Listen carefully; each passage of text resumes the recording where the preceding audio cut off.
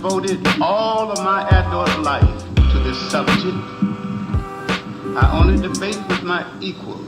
All others I teach.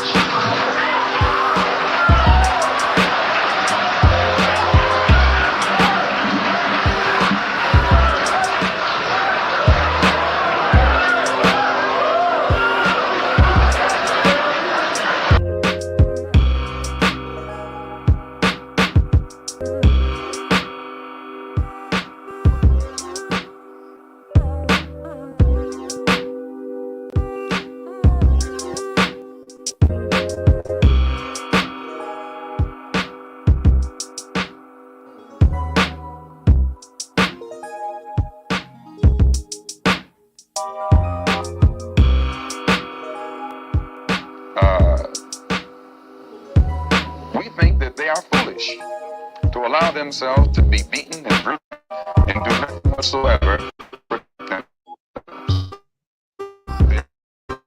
They should bring to defend themselves against any attack made against them by anyone. If a dog is biting a black man, the black man should kill the dog. Whether the dog is a police dog, a hound dog, or any kind of dog. If a dog is sick on a black man, when that black man is doing nothing but trying to take advantage of what the government says is supposed to be his, then that black man should kill that dog or any two-legged dog who sicks the dog on. Should other black men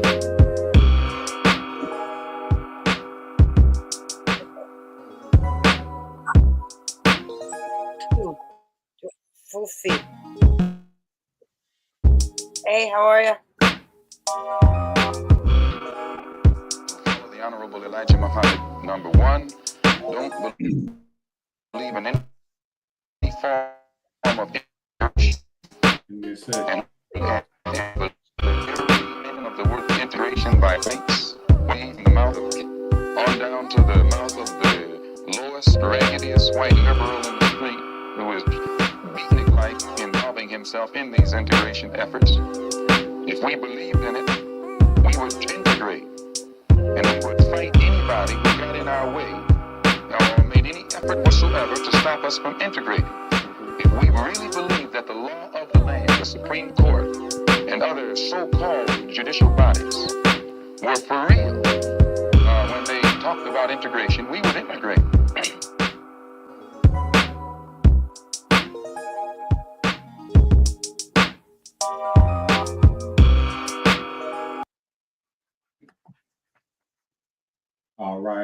All right. What's going on? All right.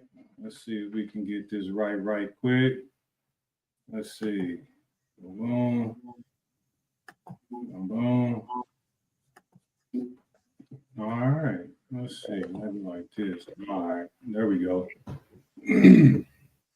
So, I don't know if you how you doing today, Beth, by the way? You doing all right today? As good as I can be. How are you? Oh, bad faith Beth, what we used to call her, you know. She showed on up. You know what I mean? But everything is good, everything is good. So I don't know if you read the little the commentary to the stuff. Did you read it? Okay, yeah, I read your description. All right. So I wanted to name it that because, you know, we had a little conversation about just, you know, government in general, like what's the best type of system, you know what I mean?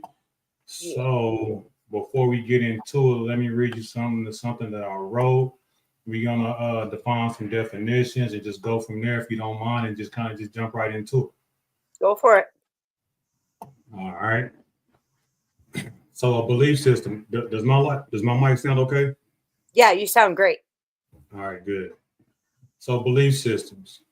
A belief system is a set of beliefs that a person, society, or culture holds about right and wrong, or true or false.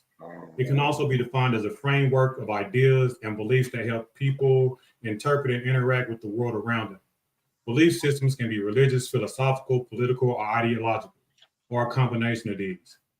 They are influenced by many different aspects of a person's life and can change over time. So that's a general definition for a belief system. And what about a government? What is a government? What is a government but organized people band together by their similar beliefs to protect their God-given rights? I don't think anything expresses this idea better than the first few lines of the Declaration of Independence. Quote, "We hold these truths to be self-evident, that all men are created equal, that they are endowed by the Creator with certain unalienable rights, that among these are life, liberty, and the pursuit of happiness, that to secure these rights, governments are instituted among men, deriving their just powers from the consent of the governed." You know, so general definition, you know. And that, my friend, is government in a nutshell. But we talk about the government as if it's an entity unto themselves, as if man isn't a man-made, as if it isn't a man-made institution who derives its power from the people themselves. The government is people putting people in position to protect themselves from themselves. The irony is that we have gone so far from the original intent of the formation of the government that the public servants have now become the masters. Instead of the people being in charge of the government has gone renegade and has now taken advantage of its own citizens. But here we go again, talking as if the government is not just the people. As soon as people realize that, the power will once again be in the hands of the people. Now, church. Is church not organized people, but with similar? Is church not organized people with similar beliefs who want to protect their God-given rights? Yeah. Where people of the same faith get together and pray, deal with social and political issues. Also, the idea of religion is that there is a spiritual law from God that we must abide by or suffer the consequences. So, principally, church and state are essentially the same thing. Let's do a side-by-side analysis. State, organized people, similar beliefs, protect God-given rights, deal with social, political, legal, or religious issues, and with laws, consequences for breaking the laws. Excuse me. Church, organized people, similar beliefs, protect God-given rights, deal primarily with religious issues, but also social, political, legal, also, and consequences for breaking their laws. You know. So the question then becomes, have we swapped out one belief system for another? And what's the difference between a prayer and a vote? So let's look at vote. The etymological origin of vote is the formal expression of one's wish, choice with regard of a proposal. Wish being the key word. Vow, wish, promise, or pledge. That is the etymological origin of vote. Prayer. The etymological origin for prayer is ask earnestly, beg, request. What's the difference between a prayer and a vote? Etymologically speaking, essentially they are the same thing. I know that here in the States, we have the idea of the separation between church and state, but as I have shown, aren't they principally one and the same? Was the church not the state at one time? The Pope, for instance, had authority over not just spiritual matters, but also over kings and emperors, influencing laws, governance, and societal norms. Both the church and state is constructed off hierarchical power, structured with God at the top, though government doesn't like to mention that anymore, but it is clearly stated in the foundational documents. With state in the front of the church doesn't have to get blood on its hands anymore, which is quite convenient when you want to be seen as benevolent. Conclusion. Recognize things for what they are principally, and you can never be fooled. Stop letting people change the names and definitions of concepts, but in reality, it still operates just the same, but just has a new face or facade on it. Let's put our faith in each other and do for ourselves. The power is in the people, ideal in the implementation of. Wow. Welcome to the principles. So, with all that being said, right, I laid out my opening. That's how I feel. You know what I'm saying? We was talking about laying out these openings, and that's what I feel essentially would, whether it be church, the government, it's just battling ideologies, and the question is always who's going to rule. What do you think? I agree with you completely. And even when our country was founded, you picked what state you wanted to live in based on like what form of Christianity it was that you wanted to adopt to, right? And Of course, some are going to be more relaxed than others. Some are going to be more strict. And now here we are, a couple hundred years so far removed from the ethical and moral foundation that like we started off on, right? Um, but yet we still look to those guiding documents from the beginning, which were built on those ethical structures. Indeed. At least we beg for those to protect us when we don't like something, right? Like our constitutional rights and whatnot. But then otherwise, it's like, to hell with church. Who cares about, it's become a free for all in this country. You know what I'm saying? I believe so. And I think the question is, what kind of government do we have? Like, do you have any thoughts on this? Like, what do you believe the type of government that the United States has? So it is my understanding. Now, first of all, like I told you this before, and I really got to stick to it. Like, yeah, I took U.S. government in high school, and I hated every damn second of it. I don't think women should be really involved in politics. A basic understanding is important, but in my life, I was always led by my husband in those things. Do you know what I'm saying? I went with what he wanted to do, and I mean, I would listen to what everybody said. But so it's my understanding we have a what is it? A representative democracy, right? Okay. And I'm still kind of lost on a lot of different factors when it comes down to our government, because I think we're told that it works one way, but then when we look at it, it doesn't actually do that. It never actually does that, which is why sometimes we end up with a president who does not have the popular vote. And, you can actually have a good amount, almost, if not even 50-50 of the state is, 50% of the state wanting something specific, but then just one person overrules the whole thing and, goes the complete opposite way. So I think our government in this country at this point is so corrupt that they do it on purpose. Like they keep us confused on purpose. So they can do it. So what is the difference between what did you say, a democracy, a representation democracy, A representative democracy, and a republic? Because isn't that essentially what a republic is supposed to be? Like a republic is kind of like a democracy, yeah, but not, you know what I'm saying? Yeah. I think that they just kind of, like I said, I think we're far more of a republic. And I really think the only reason that the word democracy comes to play in it at all is to make the people feel like they have some kind of power in there somewhere. I couldn't agree with you more completely. And then also, if the Constitution says we are guaranteed a republic, is kind of like, I don't understand how we have presidents and elected officials running around hollering about democracy, democracy, democracy, when it states clearly in the Constitution what we're supposed to be governed under. So I don't even see how that should even be allowed. You know what I mean? Like, I agree.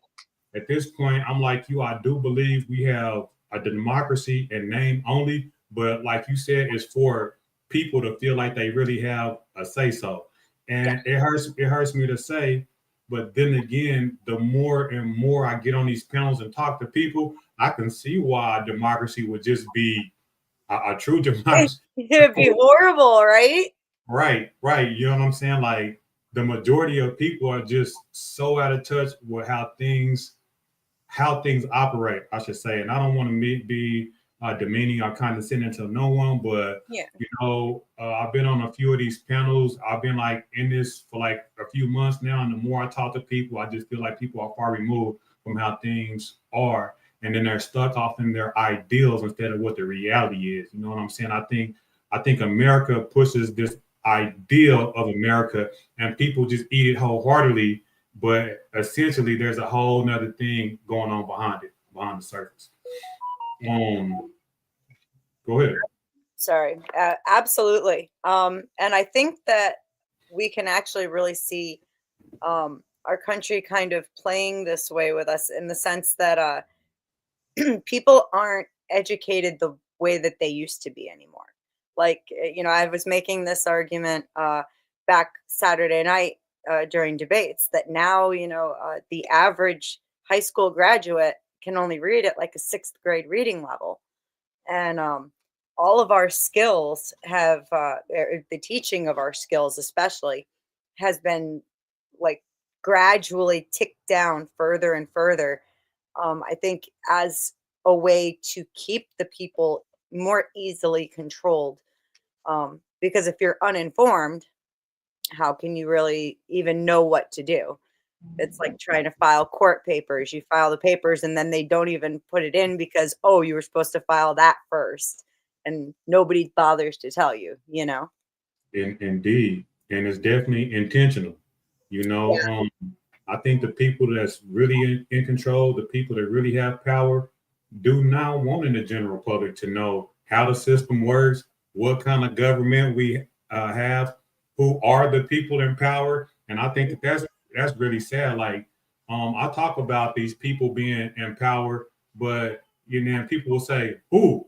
Hell, I don't know, but I know it ain't the public that's in the front." You know what I mean? And how sad is that? You know Just what I mean? follow the money. Follow the money, and you'll find out who's in charge. And then in that aspect, it goes to like corporations. You know what I'm saying? And then that's the front. And then some corporations you can't see who's really behind them, and that's purposeful. Like that's the whole point of a corporation, to protect the person. Is that not correct? That is correct. You know what I mean? So I have an issue with that also, like the whole corporate being a person and having legal rights and all this type of stuff. And it's the complete sham. It's to shield the people that's doing the damage to real life people. Like if you have a corporate person and you do all these atrocities and you make $1 trillion, you get caught killing people, you get fined $1 billion, but you made $1 trillion. What does that mean? Don't nobody go to jail? You know what I'm saying? It's the complete sham. It's a drop in the bucket, and just follow the money wherever it goes. And then you'll see too, if you start looking at the actual lineage of most of our presidents, they all can trace back to the same families. It's the same family lines over and over and over again. And including also just being the front man too, right? Right. So see, I happened to look that up today too, because I was thinking about that also. So I checked GPT'd it, and it said that it was a myth, but I think I believe it. I don't. Of course, why would they want us to know? It's not like they're going to put it in a public database for us to know. You would just have to do the research yourself. So if something like that was true, I don't think it will be as available to the public, and it sure wouldn't be in ChatGPT. Look at it like this, okay? I mean, we can take something like feminism, right? And we can even see it in that, and that ideology has been pushed really strongly in this country, right? The original backers that created women's studies and started pushing all of this in colleges were the Fords, the Rockefellers, the Vanderbilts, and those names, I mean, they've been running strong since the start of this country and even in the old world. And they're still, you can still find them today, Absolutely. So it goes the same way with presidents. I don't care what they say.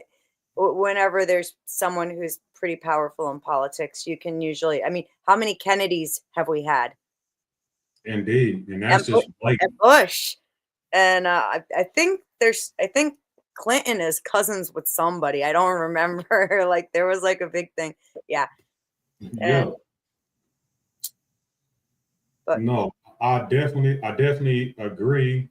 And then I still, regardless of who the president is, I still think that they are puppets.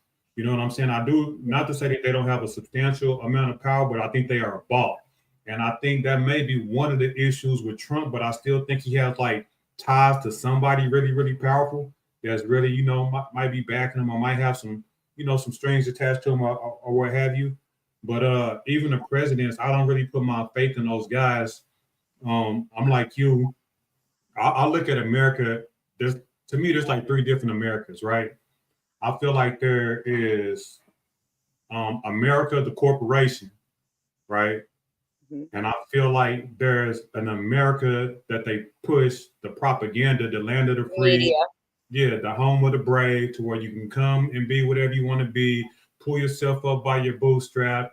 And then there's the initial America, right? And this America is what's stated in the Declaration of Independence, right? The actual people.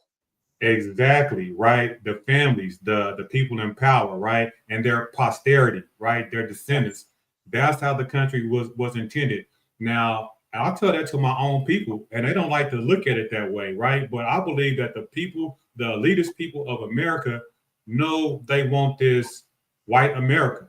You know what I'm saying? And the propaganda is we want everybody bringing immigrants, but they have this elite that don't want that. You know what I'm saying? Well, you can have it in appearance, but as far as just running the country, you're not going to run the country. You can come and get some money, get a business, and all that type of shit, but you'll never have real power. The power is going to pass down to these families and these big corporations, which are probably the same families. So those are the three types of America I see, and the elite America is pushing this propaganda for it to be like this ideal America, but it's really essentially the same thing as what they come from. You know what I'm saying? How they got away from, the monarchy or the patriarchy, wherever they come from, the king and the queen, Isabella, France, Spain, Portugal, Britain, you know what I'm saying? All these places where they had the kingship and queenship. Yeah. Essentially did the same thing again. They just switched the appearance. Absolutely. And I think that I do have to give Trump some credit, because he was already, he's made no illusions about his own success and his own fortune, right?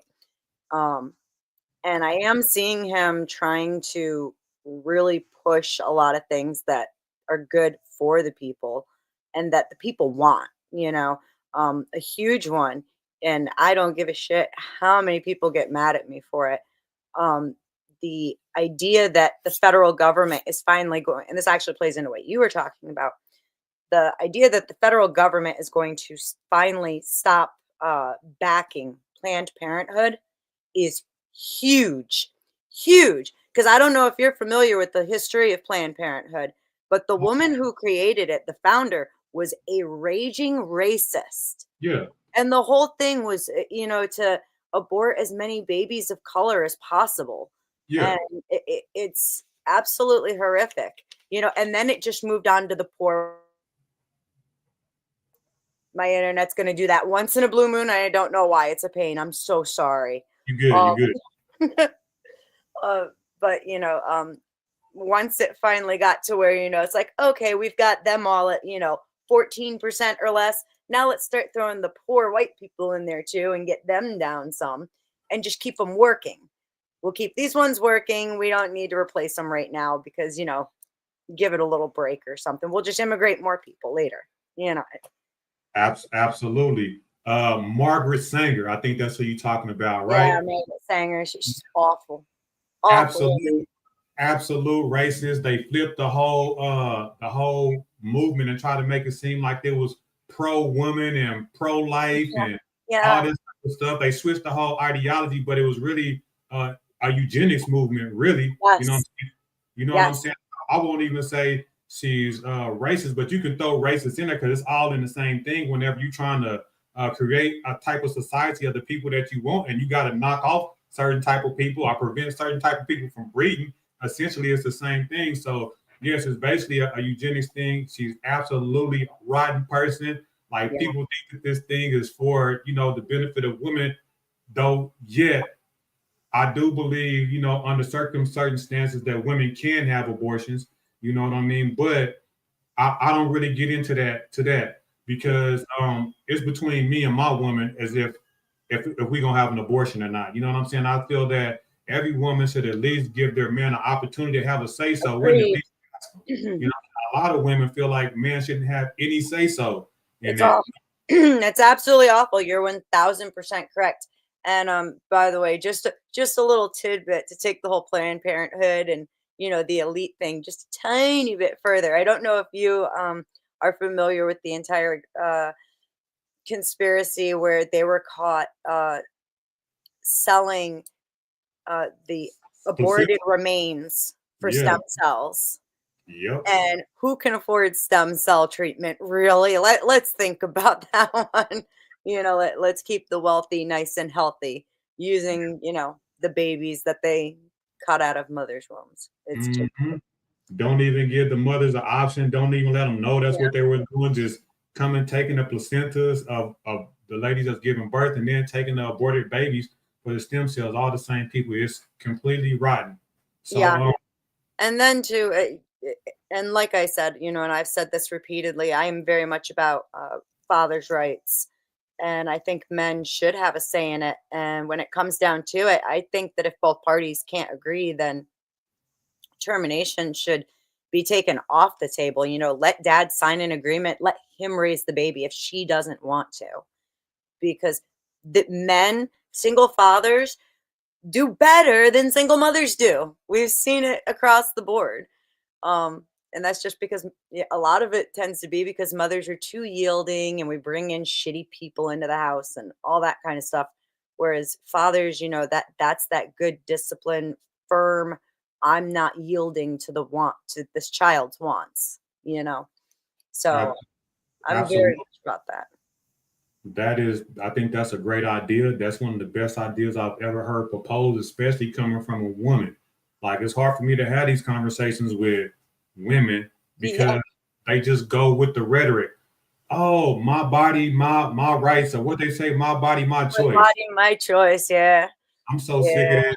I'm so sick of that. And they just regurgitate. They don't even think it all the way through. And then whenever I not turn the tables, but walk them through the motions, like, you don't think a father should have any say so whether you terminate his baby or not? They'll think about it. Majority of them will say yes. So I'll be like, so why you so harsh on that line? Like, my body, my choice. Like, you wouldn't even give but at the end of the day, it's my decision. Yeah, but a lot of you women wouldn't even give your man the opportunity to have a say. And I believe that that's sad. And that's a red flag. And that's an indication that you're not dealing with a real woman. You know what I'm couldn't saying? agree with you more. Like, and even the way that, they deal with it in conversations, most of them are completely delusional about, what exactly is going on in your body. And they come up with this rhetoric about pregnancy being so dangerous and all of this and that. And, financially, what if I can't afford it? Dude, poor people have the most babies out of anybody. Okay. We make it work. Right. Man. But they don't even have the facts and they don't even know what they're dealing with. And I think that any woman who's going to have a termination should be forced to sit down and watch the videos that they have of actual terminations taking place so that they can see what's going to happen to you, what's going to happen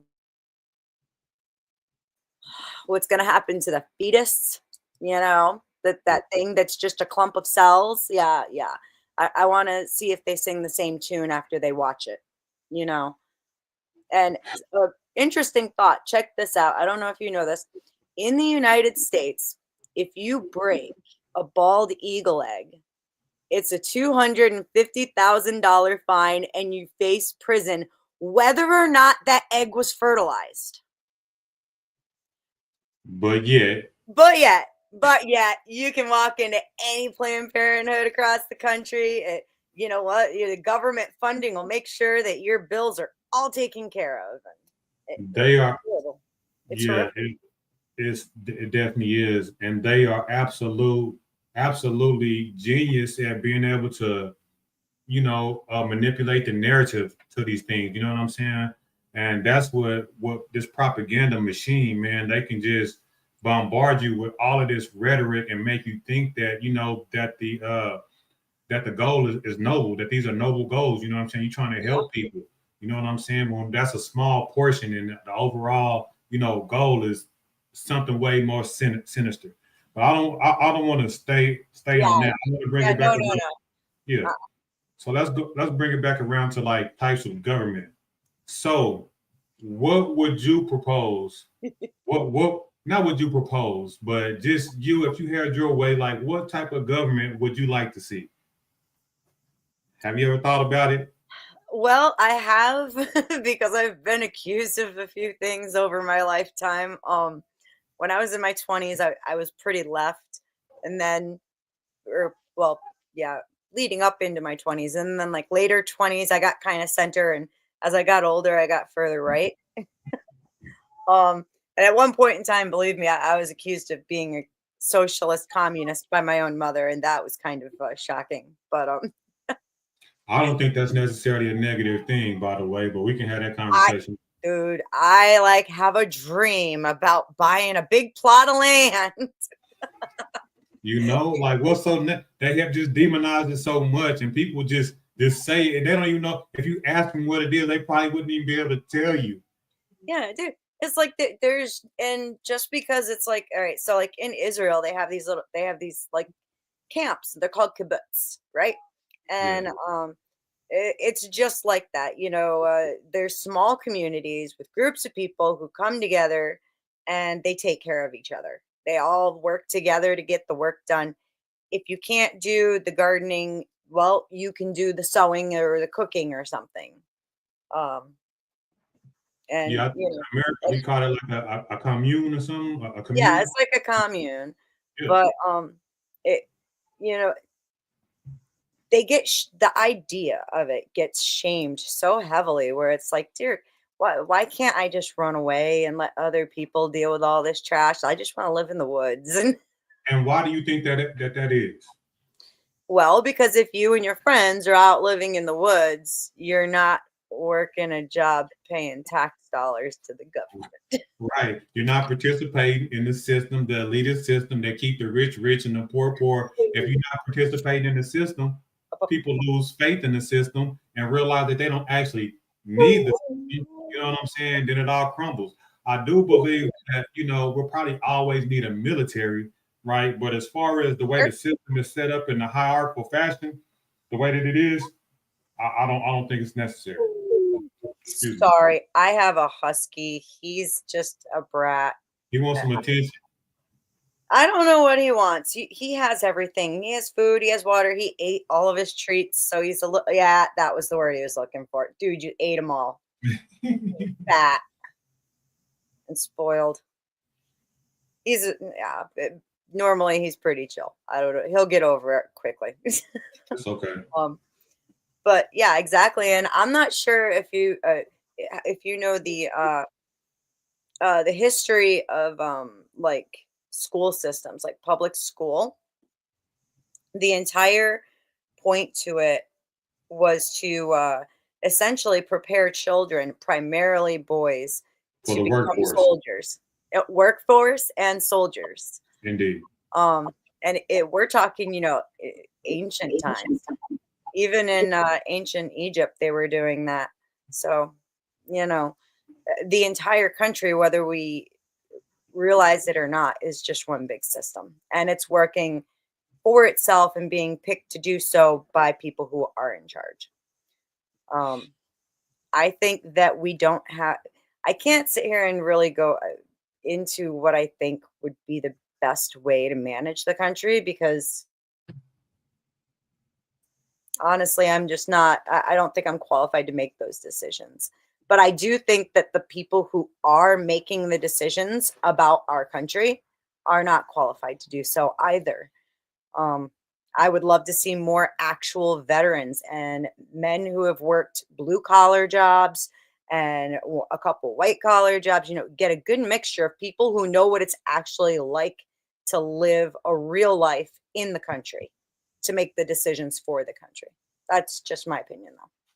No, and I say the same thing about myself, and that's why I brought you on. And if anybody else want to be more qualified, because I don't feel like I'm qualified either. I don't know a lot about politics, but what I do know, the way things are governed right now is fucked. But I think you gave a little tidbit though. You said like you're not against like a commune type system, a socialist type system. You know what I'm saying? And I think and that in that form will be better than what we have now. I think it's a complete curse word in order to say that, because it Yeah. will in people's mind that another type of system even exists. They only want you to have two options, Democrats and Republicans. Those are the only two things they really want you to like fight over. But the minute you say communism, socialism, a commune, like making these big businesses like Peter Yeah. Fairshare and taxes, like getting some profits off of these businesses that you work at. I think that should be a thing too. Like these big multi-billion-dollar businesses. I think if you work for these businesses, you should share in the profits. And that's the whole thing unto itself also. Now, I'm not saying that, necessarily have ownership in it and all these things, but if you help make these products and these buildings reach a certain threshold of profits, then the employees should share in the profits. People look at that and be like, oh man, well, if it's my business and I created it, why should I? You know what I'm saying? No, man, because you get to this point to where it just becomes too massive and you're making all this money. You should be able to like give a percentage away to the people that help make the business strong. Like I don't see an issue with that. I do feel that people who are working for this, for especially big businesses, Right. are not taken care of appropriately at all. When it does come down to the idea of like communes, the hard part is that they only work on small scales. The bigger they get, the harder it becomes to manage because you end up with people who don't want to work and don't want, they'll stub their toe and be, I can't do anything and sit around and play video games for days on end, right? Right. And then it becomes a big problem. Anyone who knows landlord laws knows it becomes a real big problem to get rid of somebody who's, living in a like if it were like an apartment building that was running it as a commune, right? And you Mhm. get one person in there who doesn't want to work, it gets real hard to get rid of them. Yeah, I think that there's ways around that type of stuff. You know what I mean? Like we don't have to do things traditionally. You know what I'm saying? Like Yeah. whenever you talk about communism, they always give these horrible examples. When you talk about socialism, they always point to these horrible examples as if to say it can't be run better, right? Democracy is not, utopia. Republic is not utopia. You know what I'm saying? Like None of them are. right. So you have to constantly adjust. And there's nothing wrong with that. You know what I'm saying? Like it's not going to be perfect, but I think that there's a simple answer to that. People who don't want to work don't get to eat in a commune. That's simple. That's how I raise my kids. You don't want to do your shit? Well, dinner will be waiting for when you do. That's a maxim. You know what I'm saying? That should be across the board. That's universal. You don't work, you don't eat, even in a commune. That way people don't get to take advantage of the system. So and people that's the leaders, they always put in those type of deals. You know what I'm saying? Oh, I don't want to work for everybody else. Why not? And then the other one, what they always say as far as like in business, whenever people don't make the profits that they're making now, they'll say, oh, people won't have incentives then. If they're not making this much amount of money, a doctor wouldn't want to be a doctor. And I think that's complete bullshit.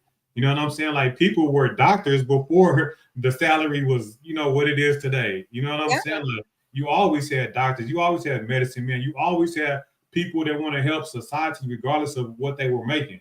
You know what I'm saying? The question is, like you said, once it gets so big, how much of a problem will it be? But I think that people will always want to take care of people that's doing things like that, and there should be a system in place for that. The thing is you shouldn't be making outrageous sums of money.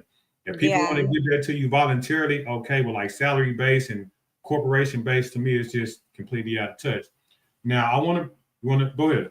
I was just gonna say I end up having huge issues. Like, I mean, personally, I don't like how he's like pushing me off my bed. Sorry, I don't. Yes, sir.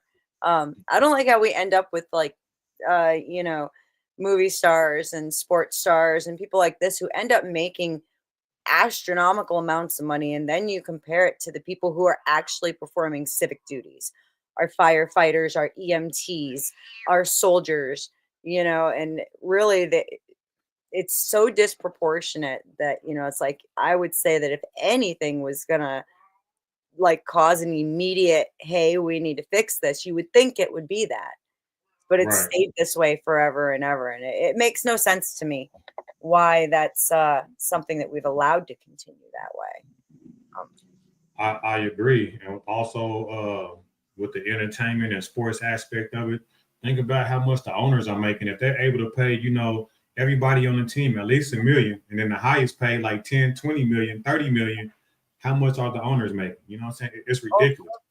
So I think it should just be, that it's okay, but I think it should be evened out. You know what I'm saying? I think it should be even more evenly. I don't like, I like sports, but I don't tell my son to get into sports or nothing like that. Like they think that sports is a profession. As playing the game professionally is a profession, then, that's just insane. Like a game is a game. You know what I'm saying? Entertainment is entertainment. If you acting, you're acting. You know what I'm saying? To me, it's not a legitimate job. Playing a sport is not a profession. You know what I'm saying? You playing a game for a living. And I don't encourage my son to play games for a living, because then people do this and jack their life away. You know what I'm saying? That's another thing that I tell my son. Don't jack your life away. Don't spend your time masturbating. And whenever I say that, I mean, spending your time pleasuring yourself, whether it be, sports, games, you know what I'm saying? Whatever the case, just what's the word for a person who just wants to pleasure themselves all the time? There's a specific word for that. I can't think of it.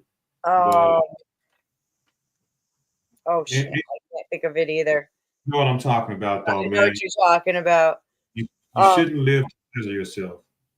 Yeah, no. And I think our society puts so much emphasis on the importance of pleasure and being happy that it becomes this standard that like everyone thinks they can get it, and they literally actually do more damage to themselves just trying to be happy all the time rather than actually living, because it's something you can never reach. It's completely unattainable. Right. But we have media and all kinds of things that even schooling pushes, the most, what is it? Even in the Constitution, it's like the the right to life, liberty, and the pursuit of happiness. Well, it's the pursuit of happiness, not to be happy all the time. Right. And in that pursuit, that's when you learn how to do stuff, you know. Or that's when you lose yourself in the pursuit, because you don't want to be constantly chasing anything. You know what I'm saying? Like you have to be a whole person and learn how to have joy and be content. And like people think being content is a bad thing, man. You can be, you know what I'm saying? Like we was talking about the other night. Like if you're not able to be by yourself and be okay and not feel lonely, there's a difference between being alone and being lonely. You know what I'm saying? So if you can't be by yourself and be okay, then you need to do some work within. You know what I'm saying? It's not always about being happy all the time and pursuing pleasure all the time. And the media and television and games and tablets and all that will make you think that that's the case. But life is not about fun all the time. It's conditioning kids to be immature. I just want to have fun. Just think about it. When you look on Facebook, when you look on Instagram, when you look on all these social medias, all you do is seeing people posting pictures of having fun, having a good time. You know what I'm saying? But what about the hard stuff? I think the hard stuff is way more beneficial, pushes society forward way more. You know what I'm saying? And some of the hard stuff people don't get credit for. You know what I'm saying? Like you should see more people. Go ahead. Yeah, no, you're absolutely right. And these kids that are constantly, in this state of I want to be happy, and do what makes me happy right now, they end up with no stamina to deal with the bad things. Like, when your parents die, I mean, that, hurts for a long time. Absolutely. And my mom died during it's driving me insane. It throws you in a bad position right there too. It's driving me batshit crazy. I'm like, oh my God, they've got to get out here and deal with this. Like my mom died during the pandemic, and like there's still at least once a week where, God, I wish I could just call her and tell her about something that happened or ask her a question, you know? And the kids that we have nowadays, they're so unprepared for what is going to be truly hard in life. And especially too, you know, when it comes down to relationships, everything is like this big fairy tale, and nobody's prepared for, you know, the fact that it's actually, you know, relationships are one of the hardest things you can do. Indeed. Next to you know, and that includes the raising the kids part. You're not always going to be happy together. Everybody's not always going to be able to give 100%. And that doesn't mean you get to walk on out the door just because, you know, you're struggling, right? Absolutely. But it's become nothing more than an excuse, and we see everybody's lives falling apart because of it, just because, oh, I'm not happy. And they forget too that happiness is a secondary emotion. It has to be inspired by something. You Mm, can't just, you know. So if you're not doing something to get to that happiness, then yeah. right. I once heard a preacher, say something along the same lines, and they said instead of happy, you should be joyful, because joy comes from within and happiness is external. Happiness, like you said, either something makes you happy or you do something to make yourself happy. But if you have joy, you're just a radiant person. You know what I'm saying? Like you're content. You know what I'm saying? And I hate to say, I don't know if content is the right word, because people think content is just like, No, you know, it is. yeah, you know what I'm saying? And it's okay. Like, you don't have to have the most lavish things. You don't have to have Yeah. a lot of things in general. You know what I'm saying? Like, if you can be joyful with, not necessarily the bare minimum, but just, enough. You know what I'm saying? And the thing is, I think people's measure is just way out. We're constantly trying to shoot up, shoot up, shoot up. You know what I'm saying? You see all these name brand stuff that's not nothing, don't mean nothing. You know what I'm saying? Like, name brand stuff don't mean nothing. It's just they done sold you a dream. They done put some celebrities in it and make you think that it costs more than this cheap stuff over here, but it don't. You're paying for the name itself, you know? Not just that, but it's like too, they forget that there's nothing wrong with sitting in a room with your partner and not saying a word to each other for a couple of hours. If you can't sit together and be silent and it's okay, there's a problem with your relationship. It's a problem with one of those people who think it's not okay, and those are some wise words right there, man. Like, once you with somebody for a year, 2 years, like, everything about that person. You already know how they gonna feel about a subject before you ask them. So you know what I'm saying? It's okay to like be with that person in silence and then just enjoy that you have that person. I think people, they missed out on that. Like, once you get to that level, people become bored. You know They what I'm need saying? constant attention. And Constant attention. I think society has conditioned that. You know what I'm saying? We have these Absolutely. super short attention spans. We have these we want these dopamine responses constantly. You know what I'm saying? If we're not getting that, you feel like something is wrong because you're antsy. You want to do something, you want to go somewhere, you want to talk to somebody. But if you're not okay in your mind, if you can't hold a conversation in your mind, especially without being negative, some people hold conversations in their mind, they can't help but just focus on the negative. You know what I'm saying? So that's another thing. Um, did you want to comment on that before I move forward? Um, as far as the mind goes, I think that another big thing is that we set ourselves up for failure a lot. And even, you know, in every aspect, and that even includes, you know, talking about like how the way our society works, right? Because once we start getting into that negative mind space, you know, all it takes is a little bit of discouragement, and that is the gateway to every other negative thought and feeling that you can have. From that, you can go to anger, you can go to resentment, you can go to, you know, guilt, greed, you know, just because you get a little discouraged about something. Um, and then we don't communicate. We've lost the ability to communicate effectively with each other, including about what is going on in our minds. So makes everything 10 times harder. Absolutely. Like you said, comprehension and reading levels is at an all-time low. I think that's intentional. I've talked to a lot of people that don't even know how to express themselves. You know what I'm saying? I hate to say it, and because it's become like this catch-all, but I think autism, you know, and the literacy rate, these things may be, affecting each Definitely other. combined. Yeah, a correlation between the two, right? But whenever I talk to a lot of people and they just don't know how to express themselves in the right way, that'll have you, messed up as a person when you don't have enough vocabulary to express how you feel. And whenever you're talking to somebody, you get frustrated, get to yelling, and really can't, express yourself in the way that you feel it in a proper manner. It's frustrating, and you can't have healthy relationships because you don't know what's wrong with you. You can't express yourself well. You know what I'm saying? So I give you an example, right? Oh man, I may have the video on here, but I'll just give you a summary of it. There was this chick that was in North Korea, and she was able to escape North Korea. You probably seen some videos of her. I forget her name. I don't even know her name. But she was being interviewed, and she was saying that, she was like, when I was in North Korea, I was being oppressed, and we were all slaves, but we didn't even know it. She said in North Korea, there is no word for oppression.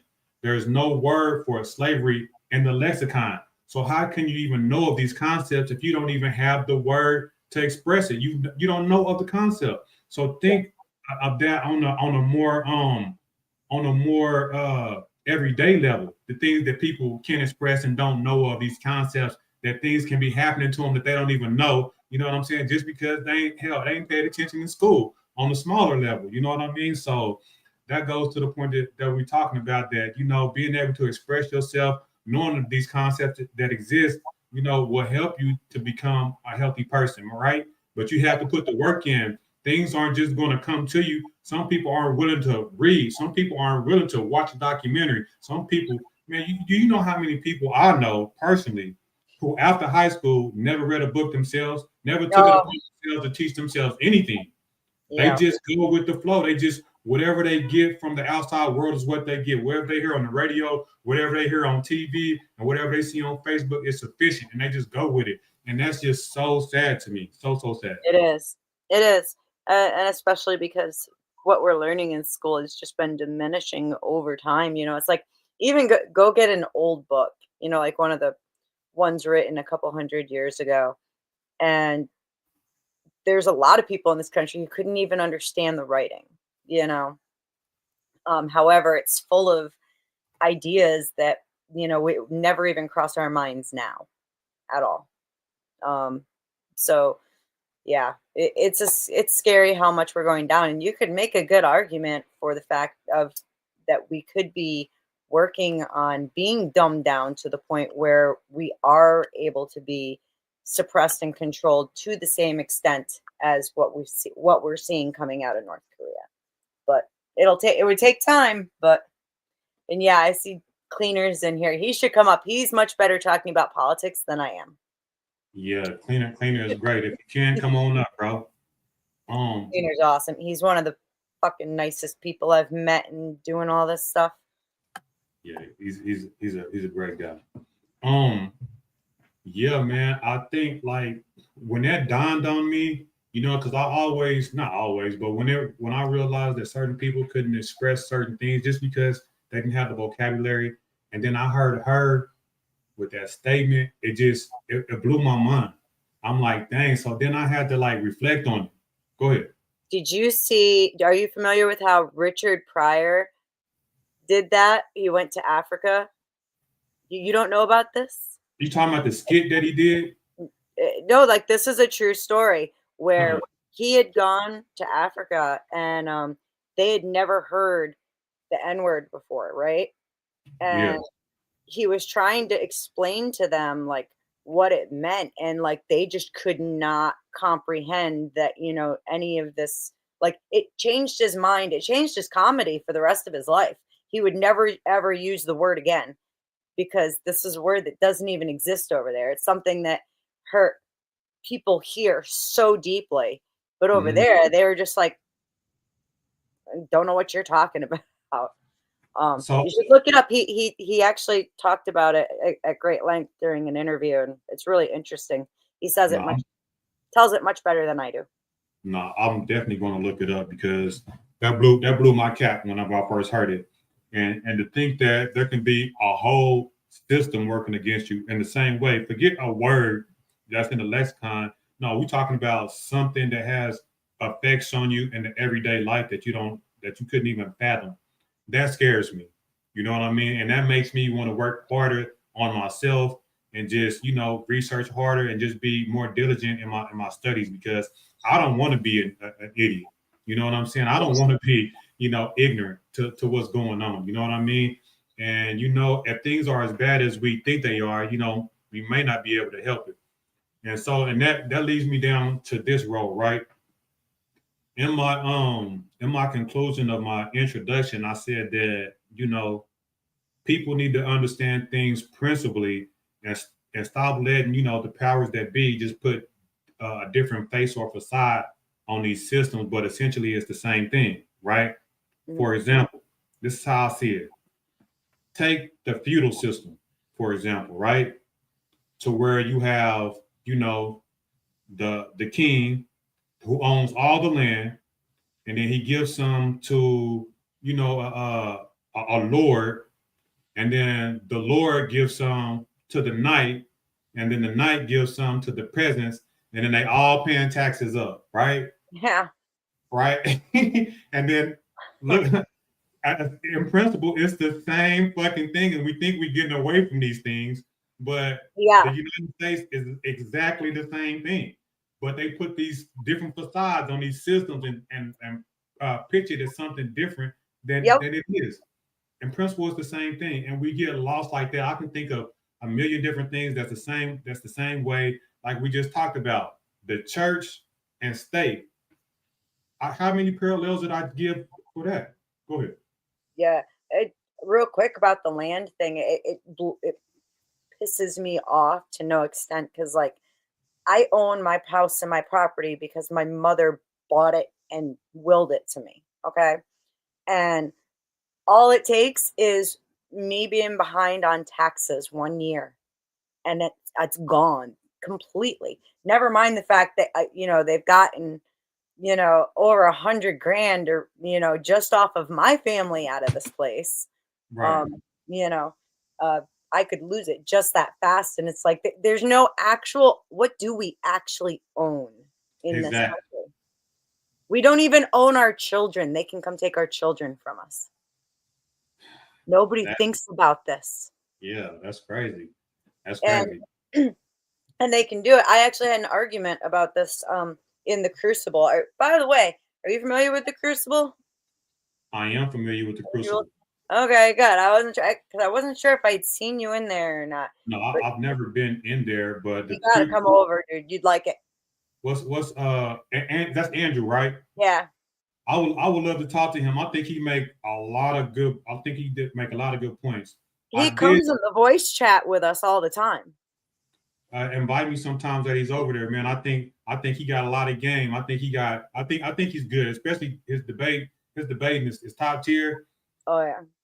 That's so like literally I only just started debating just before Easter. Never done it before in my life. I just kind of like pay attention. And I know a little bit about a lot of stuff. Right. And yeah.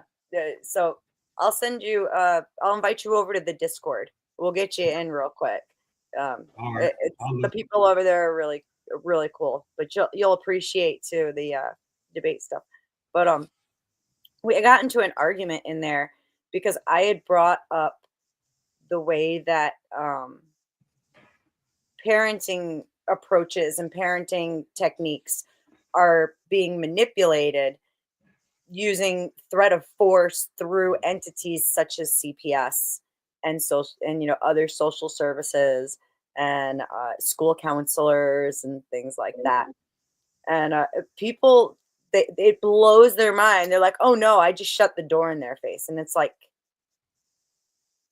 the stats. I actually ended up looking up the stats on how many children were taken away last year, and it's like absolutely mind blowing how fucking horrible it is. Like check this out. And this is according to, where is it? The Imprint for 2023. Okay. Mhm. There were 4.4 million referrals to CPS. 3,081,715 children were what is it? That all involved. Over 3 million. That's the number of children it involved, right? 546,159 were deemed to be victims of abuse or neglect. I hate my internet. 1,762,516 parents were forced to receive preventative services. That's almost 2 million people were forced to go to fucking parenting classes and shit like that, where they tell you what you can and can't do with your own kids. You can't even spank them anymore if they beat up little Johnny up the block. It's a money scheme. A money scheme and a way to make sure the people are doing exactly what they're supposed to do. Go with the flow and nobody gets hurt. I agree with you. I don't think CPS is not useful, but I think they are definitely overreaching. You know what I'm saying? Like it's just hard for me to believe that many people, you know what I'm saying, are bad parents and of that nature. But there is a lot of people in the United States, here in Oklahoma where I'm at. Like there was a whole scandal with like CPS that we're going through that was just like last year. I don't know if that's still ongoing, but it may not have just been in Oklahoma. It may have been like nationwide, but CPS here where I'm at, they under the gun right now because, you know, stealing people's kids. You know what I'm saying? Like the thing is, like those people got to stay in business. It's a business at the end of the day. And that is the whole issue with, you know, having, you know, business dealing with, you know, people's family. You know what I'm saying? Like whenever you have supposed to be dealing with, you know, like human rights and stuff like that, and it becomes monetized and stuff like that, you start not caring so much about human rights and start caring as much for the monetization. You have these bonuses that incur, you have these commissions that come with this stuff, and people stop caring, and it's a business. You don't want that type of stuff monetized, man. And what's worse is you've got the kids that they take who then go and get abused in foster care. There's a good portion of them who get killed in foster care. And then there's kids that get left in homes that get taken out by their own parents. And it's like CPS was involved. How do they not even see this? So I think it all kind of becomes almost like a chess match. And just keeping people to make sure that, you know we don't actually own anything. Yeah, I wanted to come back around to that too. And I think that is, I don't see how people can let that happen. You know what I'm saying? Like you supposedly own land, but still have to pay taxes, then you don't own it. Yeah, what are we voting for? Right. And then people so much think they own houses when they have a mortgage. I think that's hilarious. People get a mortgage and then pop on Facebook with a key, like I'm a homeowner. No, the fuck not. You know what I'm saying? Like you're in like $100,000 debt is what you are. You know what I mean? And that's crazy how they have flopped that. You know what I mean? Yeah. Like I've said that to somebody. I was like, I guess it seemed like I was being a hater. They came on. They was like, "Oh, I'm now a house owner." I'm like, "Nah, not really. Not yet. Maybe in 10, 15 years." Right. You know what I'm saying? Shit, 30 in some cases. But you can pay that mortgage for 20 years and they'll boot you out on the street without a second look at you. You're damn right. And it's fucking terrifying.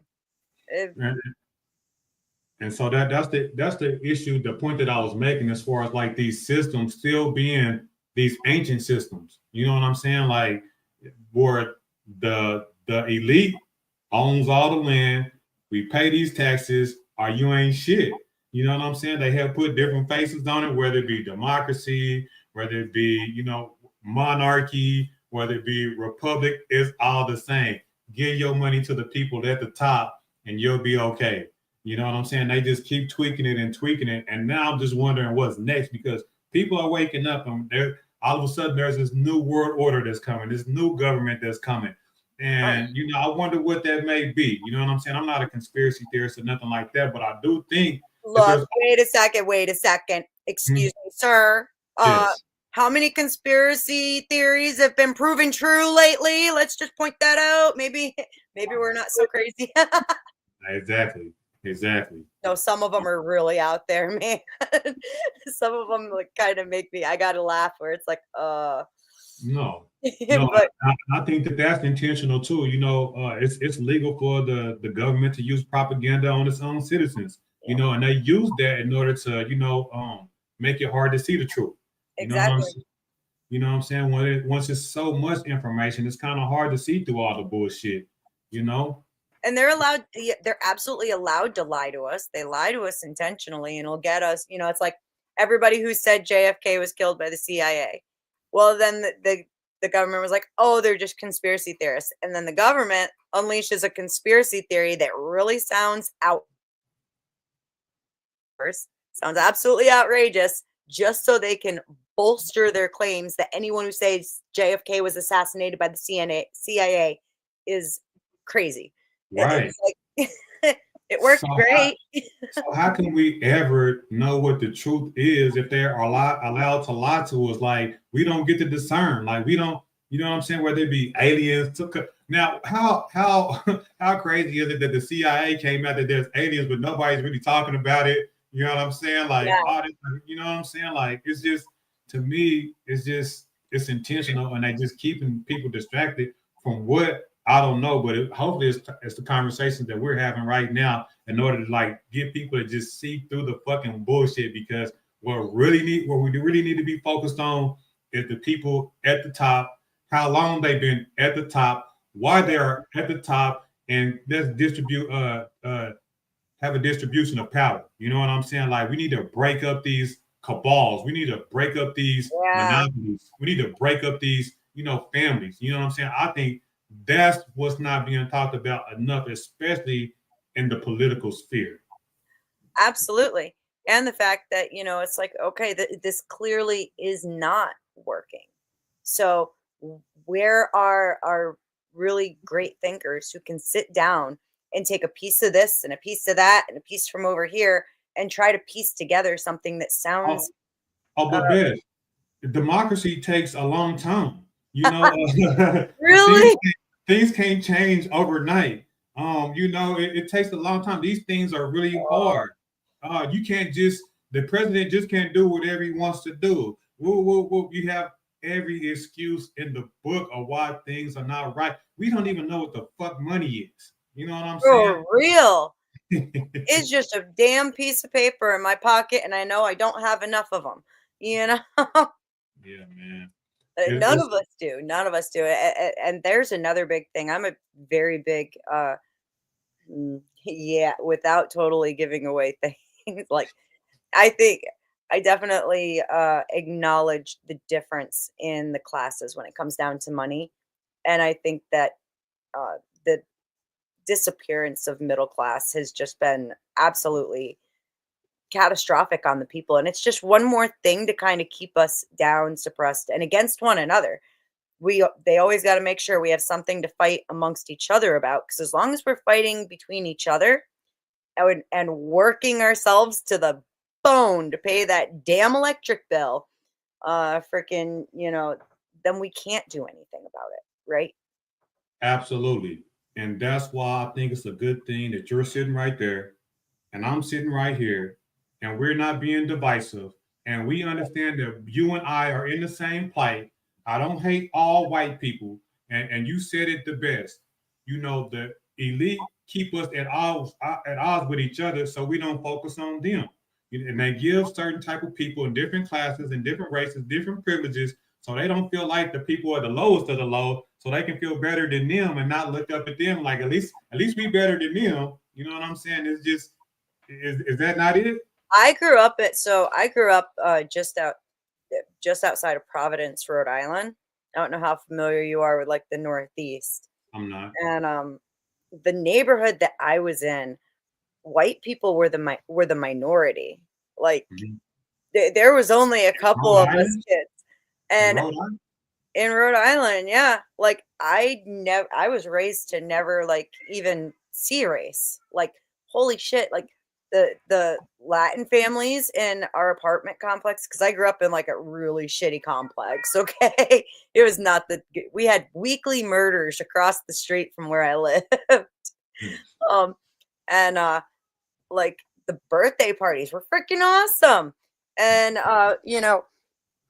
it was really like one of those things where like I really wanted my kids to experience that kind of growing up, because it was like when, especially once I moved to New York, um, I didn't understand why all of this emphasis was like being put on, racial issues and whatnot. Because I was like, well, wait a second, I thought we were past that. Why are we still going back to that? Um, and it blows my mind. And I think it's really just a matter of, depending on where you are, something needs to be weaponized to keep people at each other's throats. Even when it comes down to feminism, keeping women against men, and now red pill teaching men to hate women and distrust all of them. I think honestly, I think that this more toxic form of red pill is just a way to make up for I'm gonna kill my internet service.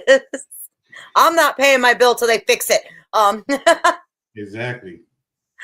No, like literally, we had a tornado here like a week and a half ago, which like Mhm. never happens. And it's scary as shit. But it was like right up the road from my house, and my internet's been doing this ever since. Yeah, I'm in Oklahoma, so we deal with that all the time. Yeah, yeah, you do. Yeah. I don't envy you. I'm scared of them. But I think that this more toxic form of red pill is a direct reaction to the way that people have started to overcome a lot of aspects of racism. That, I've seen racism still exist in places. Okay. But I think that interpersonally, a lot of us have learned how to kind of, see past all of that shit and be like, this is stupid. Why are we even talking about it? Hi, Uh, cleaner. I think you get what up, Cleaner? I think you're giving more people. I think you're giving people more credit than they deserve because I think more people. You know what I'm saying? Like I wish that was the case, but when I talk to like every day, well, the thing is, like you said, it's a classist thing. You know what I mean? So people on the bottom really don't have no say, but the people at the top, it's not really race, it's class, like you said. Yeah. And I think what's becoming the new racism now is like this white Christian nationalist perspective. You know what I'm saying? Like, not necessarily racist, but it's like us against everybody else, this ideology, and we're willing to kill and die for it. And essentially, it's the same in principle. Hence the name of the show, The Principles. Now, that makes other people take a nationalist stance also, because then you got to get on the damn team.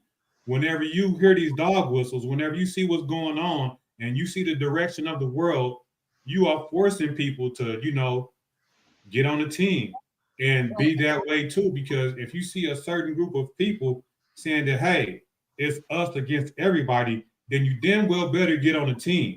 You know what I'm saying? You damn well better. And it makes other people have to act accordingly. So right now, I think one of the main things here in America is this good old boy mentality that's coming, and it's kind of morphed from racism into that, and they putting God over it, which it's not like they didn't do that before because they also used God to justify, racism in the past. What do you think about that aspect of it? I think that a lot of it is going to depend on like where you're at. Cause like even where I am right now, like that's really, it's not a thing. And like I'm in Western New York. The whole idea behind racism is very, it, I don't know. It doesn't exist much. There's a lot of hippies around me. However, I acknowledge that there are places throughout the country where, yeah, I can see how that exists, but it's still almost like a foreign concept to me because it's not something that I encounter very much in my life. And I think that if we can start as people kind of moving past that mentality and really pushing each other to do it. I mean, propaganda to do so would be great, but we all know the government isn't going to push that. So it's something that we got to bridge the gap together and, not make it white nationalists, make it nationalists across the board. This is our country, my country, your country. We both fucking suffer in it and for it. So, eliminate those aspects. I think that that's the ideal. And It the is the thing ideal. is, you Just how do we feel do it? me? And I I- want to engage it. I want that to be the truth. I'm about to bring you right in, Cleaner. I'm about to bring you right in. You good? I just turned my mic on so I could come in after. Okay. So let me say this. I agree with everything you said, and you're not going to see it, especially on the everyday level. And that's what the common folk need to understand. But what's more prevalent is on the middle class to elite class, where people is doing nepotism, blocking people out of certain things, not giving certain people certain benefits when you go and apply for like corporate benefits, small SAB, SBAs, things like that. You have people that are white Christian nationalists are not overt, they are covert, and that's the issue. They don't want to be known, right? And also, that's also how you keep power also. So you're not going to let it be known that this is your position. If you're smart, you want to make it seem really subtle that way, so you can keep power and you don't wake people up to it. So I agree with you on an everyday level. You're not going to see it. My neighbors are all good. Your neighbors are all good. We all good. But at the level above us, the people that's really running shit, they have a circle and want to keep it that way. And I'm calling it white Christian nationalists. And it also could be the J word too. You know what I'm saying? They may could be competing with that group too. But if you're not on the team, you're going to get run over by one of these groups that's really understand, like they have a big agenda. You know what I'm saying? A big agenda. Go ahead, Cleaner. Well, so I hear this not just here. I've heard this kind of conversation a lot over the past year or so, and I don't disagree that there's a major issue and that there are racial profiles that are being reconstructed and reformed and changed and all of that. But the way that I understand race is much like this. Do you guys remember that movie from the 80s called The Lost Boys? Yes, of course. How long has it been since you thought about that movie? I don't really remember the plot.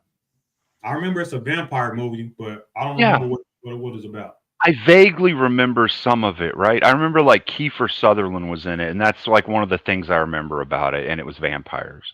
But other than that, I don't really remember the movie. And it's been, I don't know what, like 30 some odd, 40 years since anyone's really talked about it, right? I feel old. Why don't we do that with race? Exactly. See, and that's what I'm saying. I've been fortunate enough, being up in the Northeast for my whole life. Whether it was in Rhode Island or here in New York, like when I first moved to New York, that was the first time that like I started hearing the N-word in high usage. And it was kind of like, it was shocking to me because I'm like, yo, people don't say that. That's not right, But then it was like, it was my neighbors who were using it like towards my kids. And it was kind of like, it was this big, very confusing, like, I don't get what you guys are going for here.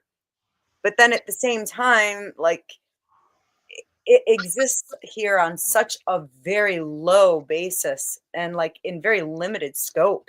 And usually it pertains to, I hate to say this, but like we've had issues with criminals who then cry it out afterwards. And that was when that was a situation where Black Lives Matter finally showed up around here and started getting going up here. But even then, I mean, it's totally like faded out. Like nobody does anything with it. Well, It's not necessary where I am. Everybody. Check it out, Cleaner. So, I mean, I think it will be beneficial to the people who are racist for everybody else to forget. You know what I'm saying? That just I get that. because the common people forget, I mean, that's the goal. Like you would want it that way because you don't want to be seen as that way anyway. But let me give you an example because we're talking about racism, right? But I view racism in a different way as most people, right? We're not talking about people hating each other. We're talking about a consolidation of power between specific groups and oppressing others and trying to be in power, right? So let me give you a general explanation of how I see it on a big scale. The small scale doesn't really matter. Me, you, her, our neighbors, that type of racism, you're right, pretty much eradicated. You know what I'm saying? We just look at those people as ignorant. But whenever you look on a global scale, right? Whenever you look at Australia, right? And you see people pretty much genocided, and now you look at the Australian as, you know, a European person, right? That's the Australian. Whenever you look at South America, right?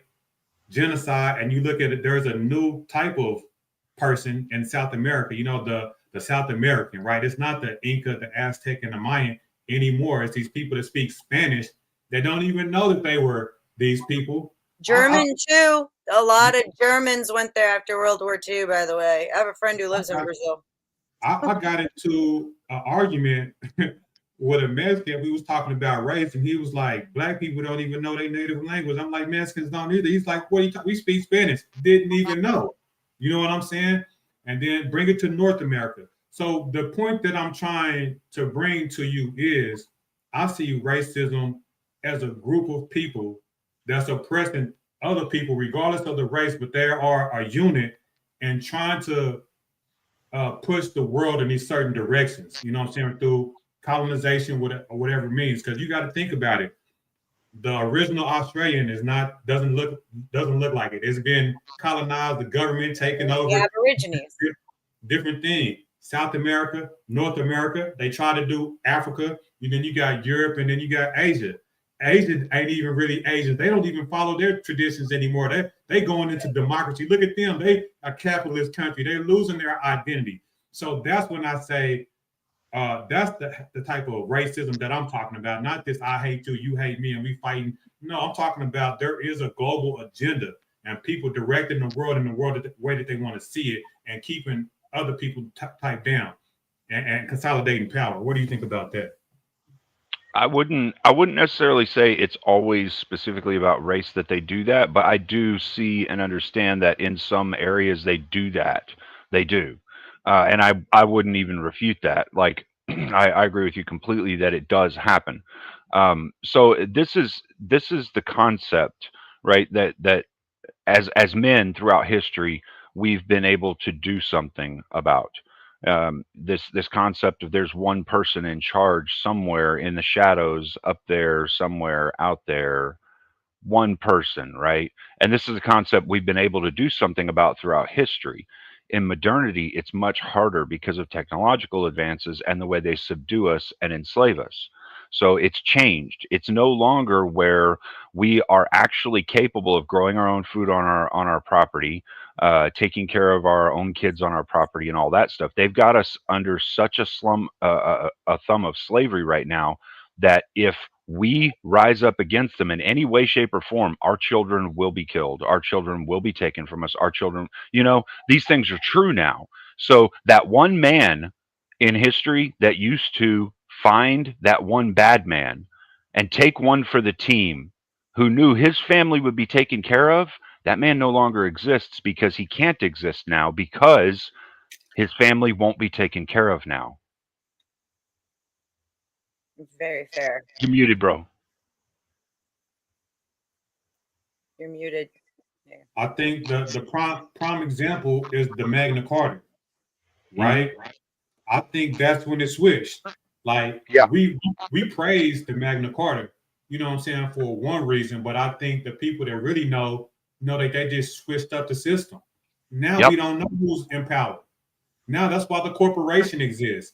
Now that's the most elite people think about it. Like, we have these general names like the Rockefellers and stuff like that, but I think it's people even beyond these people that own mass amount of land, mass amount of wealth that we absolutely have no idea. And I think it's like that intentionally. And so it's not even a race aspect because you guys are getting the blunt of it too. And once we realize that as a unit, that hold on, you mean to tell me these same families throughout the world, these same corporations, these same people has been doing the same thing all across the globe? I think that's the real issue. And if we can get off the individual type shit, we'll be okay and start looking up instead of like this. I agree.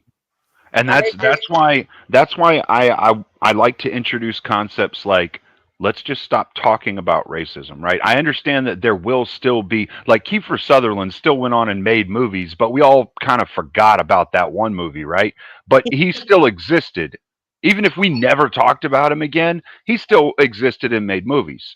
All right, well, so the same thing with racism, it's still going to exist. However, if the vast majority of the population moves away from that being a primary motivating factor in decision making processes, things that we do, DEI policies is a perfect example, right? Like all of these things, if we move away from that being a major factor in our population, in our control, and how we do things, then we can start to eliminate these people that are causing the real problems. Because what we're doing right now is we're kind of watering the system down. So like there are some little dirt piles that are the problems, right? And we just kind of pour water over it with the amount of people talking about racism, and it kind of floods the area so you can't find those little dirt piles anymore. So if we all stop talking about it, those of us who want it to cease, if we all stop talking about it, the people who are left still talking about it, we get rid of them. Exactly. And here's an interesting thing. Cleaner knows. I have a daughter who's 24 and she's in college. She's getting her bachelor's degree to be an archaeologist. Okay. So right. Congratulations. Awesome. That is awesome. She's finishing up this year. In fact, I'm super, super excited. And like I'm an ancient history nerd. So I am like, oh, okay. Well, do you know what kind of field she's going to go into? Is she? I'm not entirely sure. I know that she's looking a lot at doing some work in possibly Ireland. One of her teachers is working at that cave in, I think it's South Africa, where they just found the newest, oldest human remains on record. Denisovan or whatever. You talking about the Denisovan, or is it something? Anyways, I'm not sure, but anyways, so she's in college and she's at university getting her BA degree. Cool. I've explained to you like how I, view racism and how it's been for my whole life and how I raised my kids. My kids don't see that.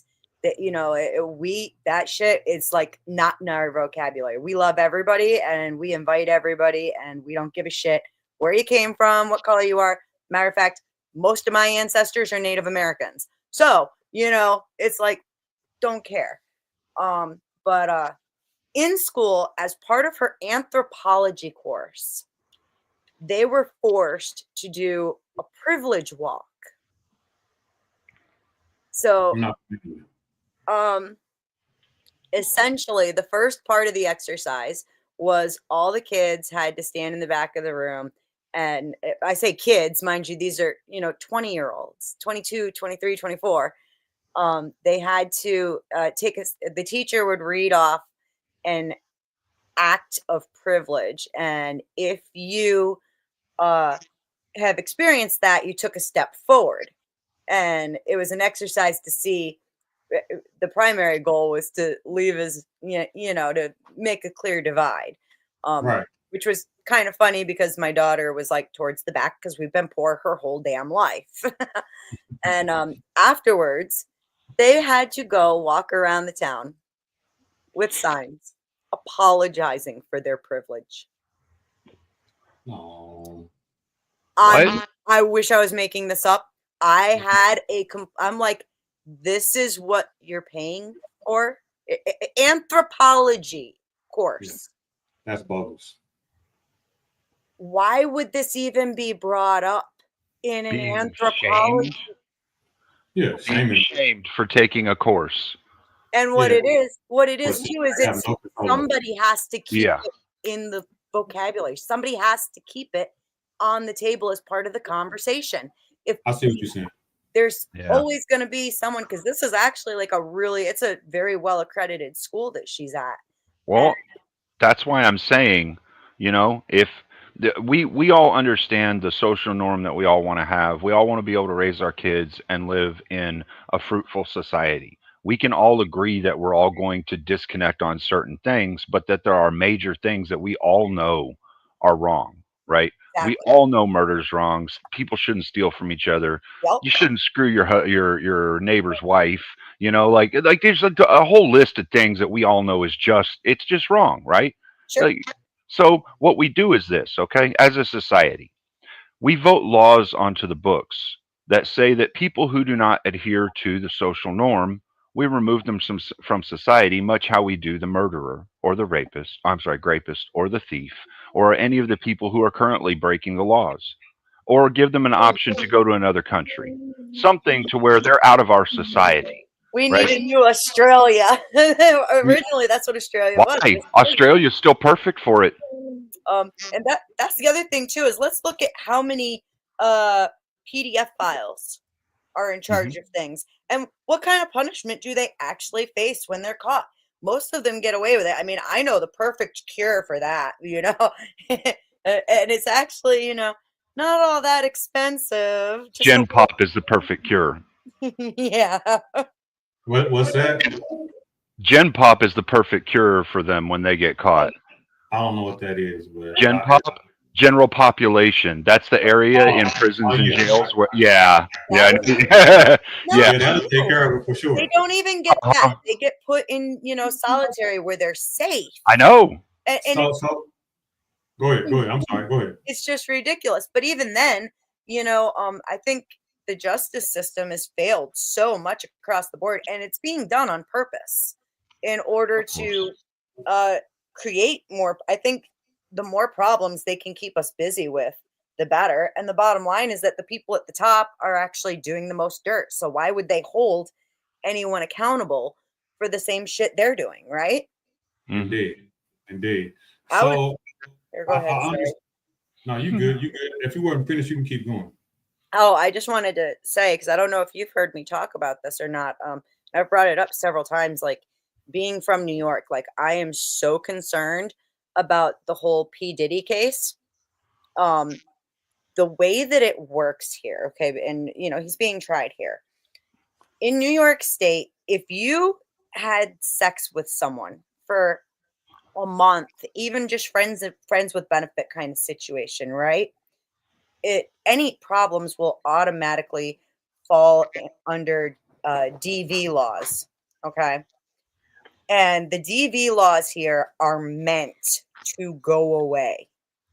Like, I'm not kidding. They're meant to pretty much be dismissed, or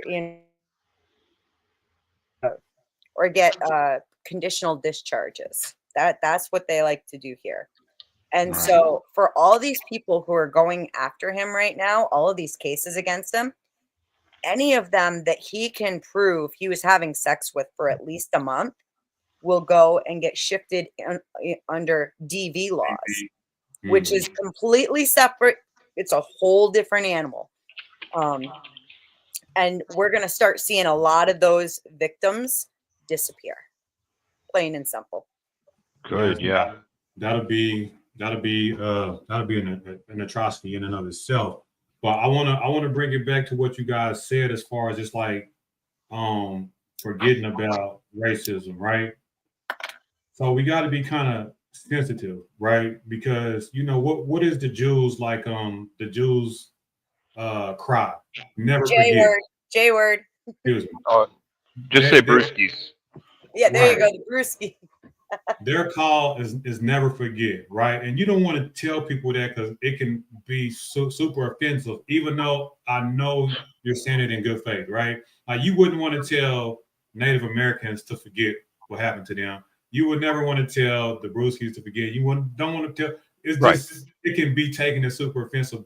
So what I am trying to do is change the narrative, right? Because I don't think it's racist in the sense that most people think it is. I think it's us against them. You know what I'm saying? Like, that's what I want to change the racism to more classism, right? Yeah. Because whenever you look at it on a global scale, you can see, like, I don't think the Europeans that dominated the Aboriginals was racist. I don't. I don't think the Europeans that dominated the South Americans was racist. I don't. And I don't think the Europeans that dominated the Native Americans was racist. I don't. This is the power grab. This is the resource grab. This is, people consolidating power. Like, a lot of it too happened on accident, especially with the Native Americans, because they were essentially giving them blankets with that had germs on them that these people have never been exposed to in their entire lives. So we're not going to act like that there's not an aspect of it, but I think people want us to focus on the racist aspect of it and not the conquering aspect of it. People trying to consolidate power, people trying to consolidate resources, and we need to figure out who these people that's trying to consolidate these resources are. And they want to say, they want us to focus on racism and focus on each other. You know what I'm saying? So that's what I would like to change the narrative to. You know what I mean? I think that's better than rather than asking people to forget, because you can offend people that way. I agree. I agree. I know, and what you're saying has merit. Like, you can't tell people to forget, or that they're completely not allowed to talk about something in their own home, or like stuff like that. What I'm more proposing is societally, we remove the concept from being allowed to be spoken about in society. So, like, when people are at Walmart, you can't hold up a sign and be like, "This store is racist" anymore. You can't do things like that. Like, taking away that ability so that it's no longer about race everywhere we turn, so that one of the weapons that the upperclassmen are using against us is removed from them. What we have to do in order to reconstruct things is to slowly take their weapons away one at a time, like they've done to us. They've taken away our weapons so that we can't take them out when they're doing wrong. So we have to do the same. What about shame? Removing the word will not remove the practice. You know what I'm saying? I think that, and that's why we bring back shame. That's why we bring back shame. And people, there needs to be a level of social justice where, Jim Butler, no, I don't even want to say that, George down the street there has an Joe Bobarowski. Yeah, has a problem with dude down, has an issue with people of color. Well, let's go, make an example out of them as a community.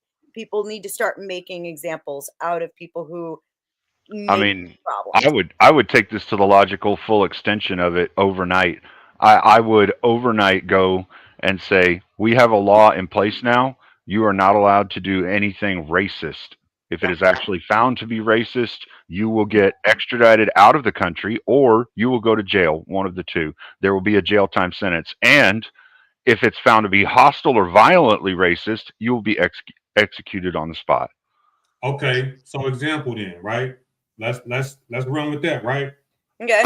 And so what about, like, so this is how I see it, right? Let's take for instance, like segregation, right?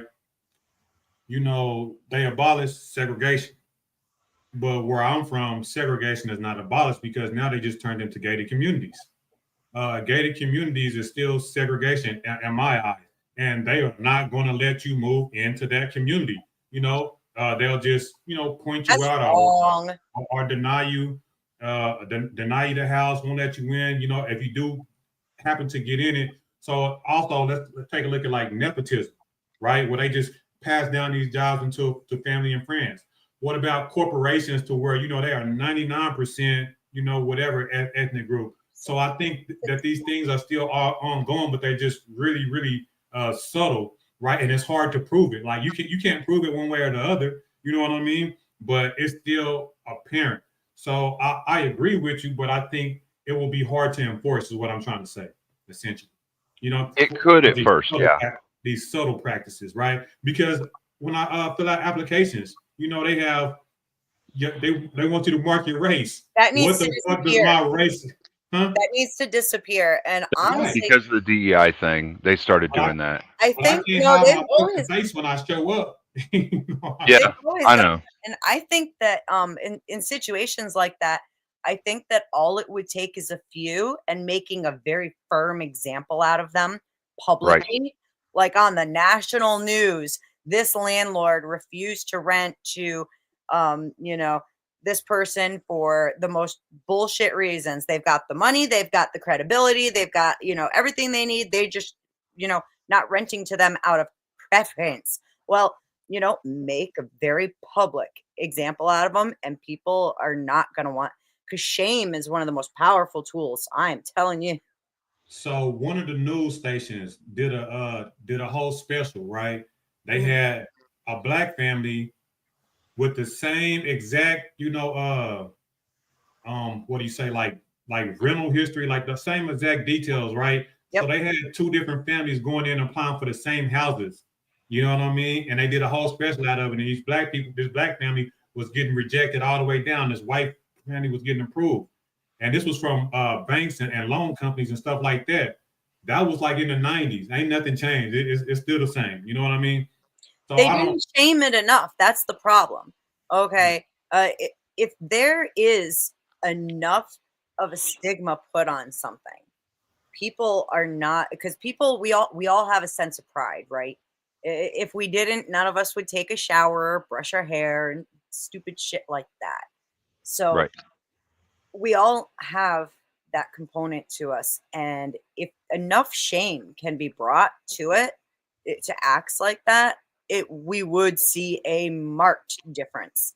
And then any of the stragglers who didn't give a shit, well, you know, take away that apartment building, find And them, you the know. unique thing about shame is it doesn't matter whether the person you're shaming actually feels shame. The fact that you're calling it out publicly will make everyone else want to avoid that behavior. So whether or not that person is actually affected by it doesn't really matter. The laws will take care of that side. The social side will be taken care of by all of us content creators who are able to make news now that the news can't control, showing this and shaming it. That's right. I think it needs to become more prevalent on, the opposite side, like on you guys' side of the board. I think black people have done a lot of that, like historically with the sit-ins and the boycotts and all that other type of stuff. But I do agree. I do agree. I'm not I disagreeing. agree with you. Yeah. Penalties, all those type of things. But I want to move away from the race conversation, if you don't mind. I want Sure. to bring Yes. it back to the political conversation. Cleaner, I don't know if you commented right, but what about politically, as far as just like what type of system we are in and what type of system you would like to see go? What type of system are we in, do you think? And what type of system would you like to see? We're in a republic representative democracy. Oh, what the That's fuck is that? that's what we're currently in. You just Pretty much made what I that shit said. up. We're in a republic that has a representative democracy. But isn't that what a republic is? Like, what is the distinction? So not all republics necessarily have representative democracies in them. They don't. You'll see people that'll be at the top of them, but they may not actually represent anyone. And no one else may actually get a call or a vote or any kind of moral constraint or anything put on the people at the top. So, and that can be something that you can see within a republic format. Just a republic by itself. So what? So you think that if it's just strictly a republic, that people aren't getting represented? Because I thought a republic form of government was that people are getting represented and they don't get to cast the individual votes. That's so how they it's get to cast supposed the to work. individual votes, but then the representative gets to cast the single vote, right? That's how it's supposed to work, but it's not working as an actual republic. And this is what I'm saying is that we see in the governments that are saying that they are a republic or a republic of some kind. It's not actually the case. So Indeed. what the definition is and what's actually being done in society isn't the same. So yes, what is the thing that you're saying that we are doing? So you said it's a Republican democracy. We're- What the fuck is that? we're actually under more of a representative democracy right now to a degree. Explain. So we vote. The electoral college takes those votes, hands them up to the next level, the next level, the next level, until the votes are all tallied, counted in, and all that. That's the representative side of the democracy. The democracy is all of us having the right to vote, right? Sounds like a fucking republic to me. You know what I'm saying? If us the people vote Yes. and we give it to Yes. our but However, anyway, so what type of system should you think we be in then? Like this is that the conflation, though. This is the conflation, and this is what I'm actually speaking to right here when I say there's a difference between an actual republic and a representative democracy. So the republic, yes, all the people would actually have a vote in all the laws that are being made, in all of that. But do all the people right now actually have a vote in everything Congress is voting on? No, we only have a vote in who becomes president or governor or an elected official. You see what I'm saying now? yeah, A representative decides the rest. Right. But We you don't actually, there's nothing telling us when these votes happen, so we're not able to actually go out and have a vote on these things. So that's different than what you said before. You said people are not telling us when to go vote because in your municipalities and stuff like that, states, you are supposed to be able to go vote for these laws and things like that. I've never done it. I don't know nobody who has, but I think we do have the option. But my thing is still, you just never know like how these things are tallied. It's not transparent. You know what I'm saying? A lot of people don't think that their vote actually counts. Those would be my gripes. That's because our representative deals with it for us, and like Right. they decide who we voted for. I wouldn't necessarily disagree with you, Didi. I agree with you, you know, because the thing is, all right, as we mentioned, we're all under the thumb of the elites as far as how we have to do things in society just to fucking survive. We don't have the time to go and check at our county courthouse and see when the next vote is and what it's on. We don't have time to visit the websites all the time even. We don't have, you know what I mean? We're actually put under such constraints. We are not in a republic anymore. We're really not. And it's not that they've changed things in the law to make it so that it's not a republic. It's that they have socially engineered things so that it's not a republic because we are not capable of staying informed on what the topics are that are able to be voted on and actually vote. If we miss a day of work, we get paid $40 for missing that day. We might have just cost ourselves $300-400 for missing that day. Not just to that, go vote. they're going to put it in words that we're not educated enough to understand what the fuck they're talking about. They're dumbing us down on purpose. Yeah, Well, it's not just the dumbing down, but they're also, I don't know if you looked at Obamacare, I don't care whether people support it or not, but it was over 1,000 pages to explain some really simple concepts. What about the ban for, I think it was the ban for TikTok. They slid that in on a different bill. Just one little sentence buried in all this shit about something totally unrelated.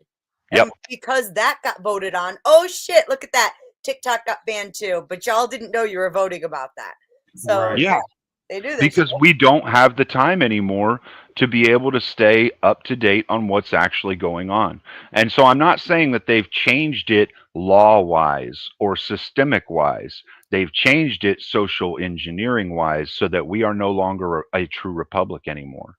And then on top of it, if we have regular people who want to get into office to try to make a change, they will go through and shred not only them, but their family. They'll dig up everything they can find on them and make them look as bad as possible so they never even make it to a ballot. Yeah. So what do you think is the most, beneficial type system we could be in, Cleaner? Are you just want to see a true republic, or would you like to see something else? Nowadays, I think the pendulum is going to swing back, and there's going to be one of a few things that's going to happen.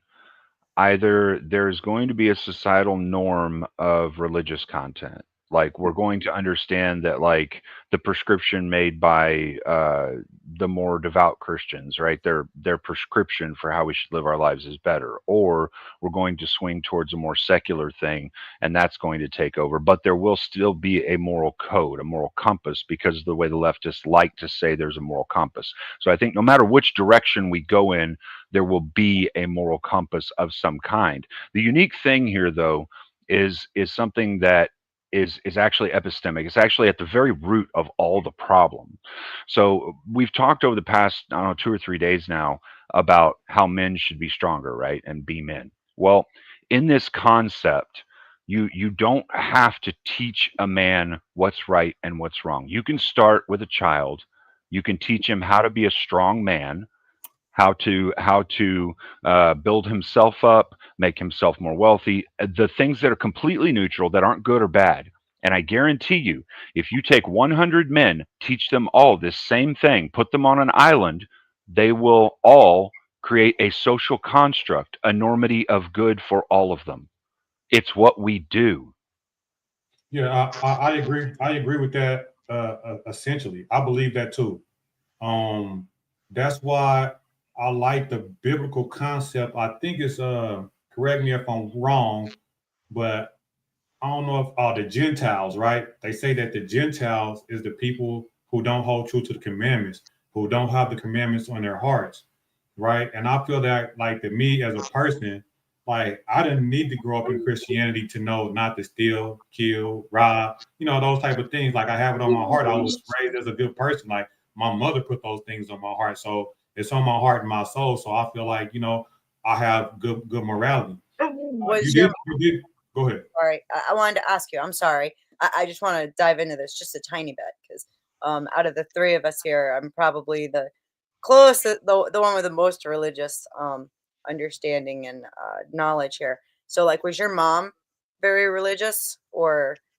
Nah, she wasn't very religious. She is a Baptist. She went to church a little bit, but my grandmother was very religious. But I don't think that So let's just go ahead and jump into this conversation. Go ahead and say what you're going to say, and I'm going to switch gears right quick. So when you're dealing with people who, like, going back to your grandmother, right? There's a principle within the Bible that states that, God made man in his own image. And that includes that we have his way of discernment and thinking, as well as his heart. Of course, we're not going to be the same as him because, we're talking about two completely different beings, right?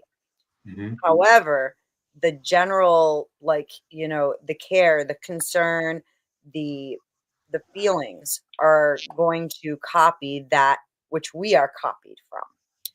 And so that's why you see these, especially with religious people, even if they're not going to church anymore, as the generations go on, those same principles get passed down over and over and over again. And that's where you're going to get a lot of it. So we're going to have that conversation.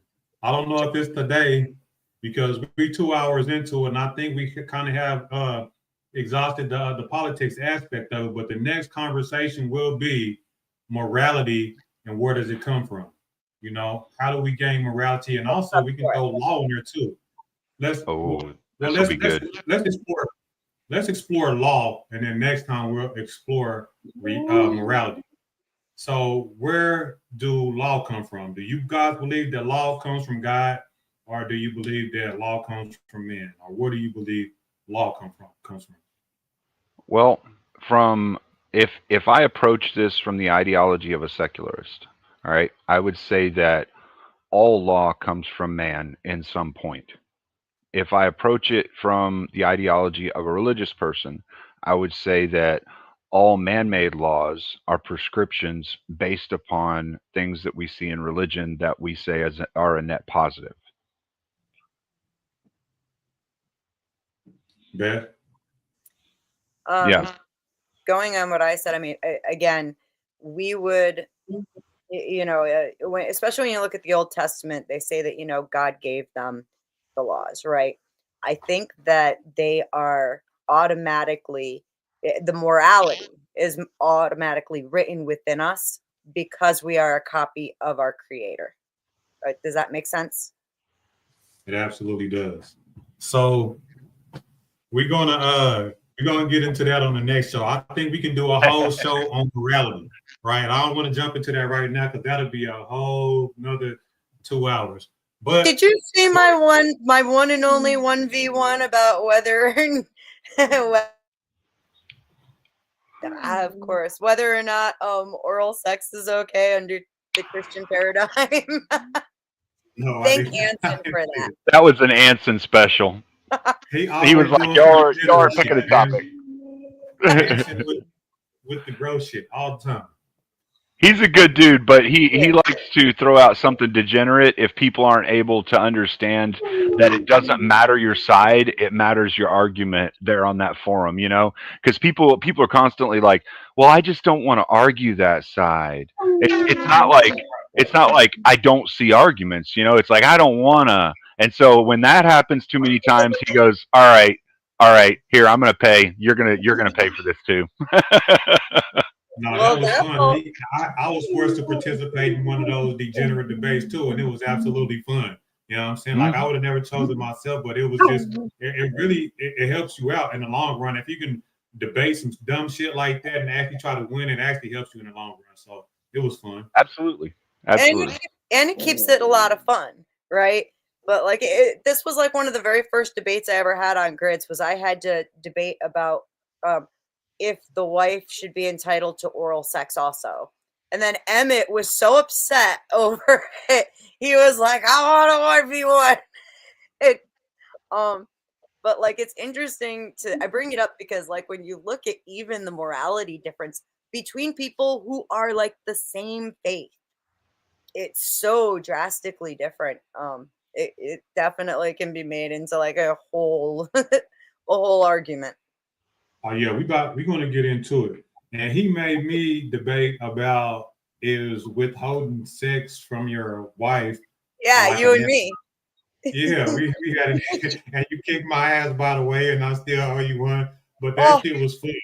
That was fun. I ain't gonna lie. No, I did not kick your ass. That was like neck and neck, and it was only because I paid attention to how you debated in your first one, and I paid attention to your tactics, and I was like, yeah, I can't let him do that to me. I got to keep him on the ropes. Don't let him finish a question, goddammit. So I hope this next time. I hope this next time I don't like Grid has enough judges and I get to debate again because I was kind of missing it. Yeah.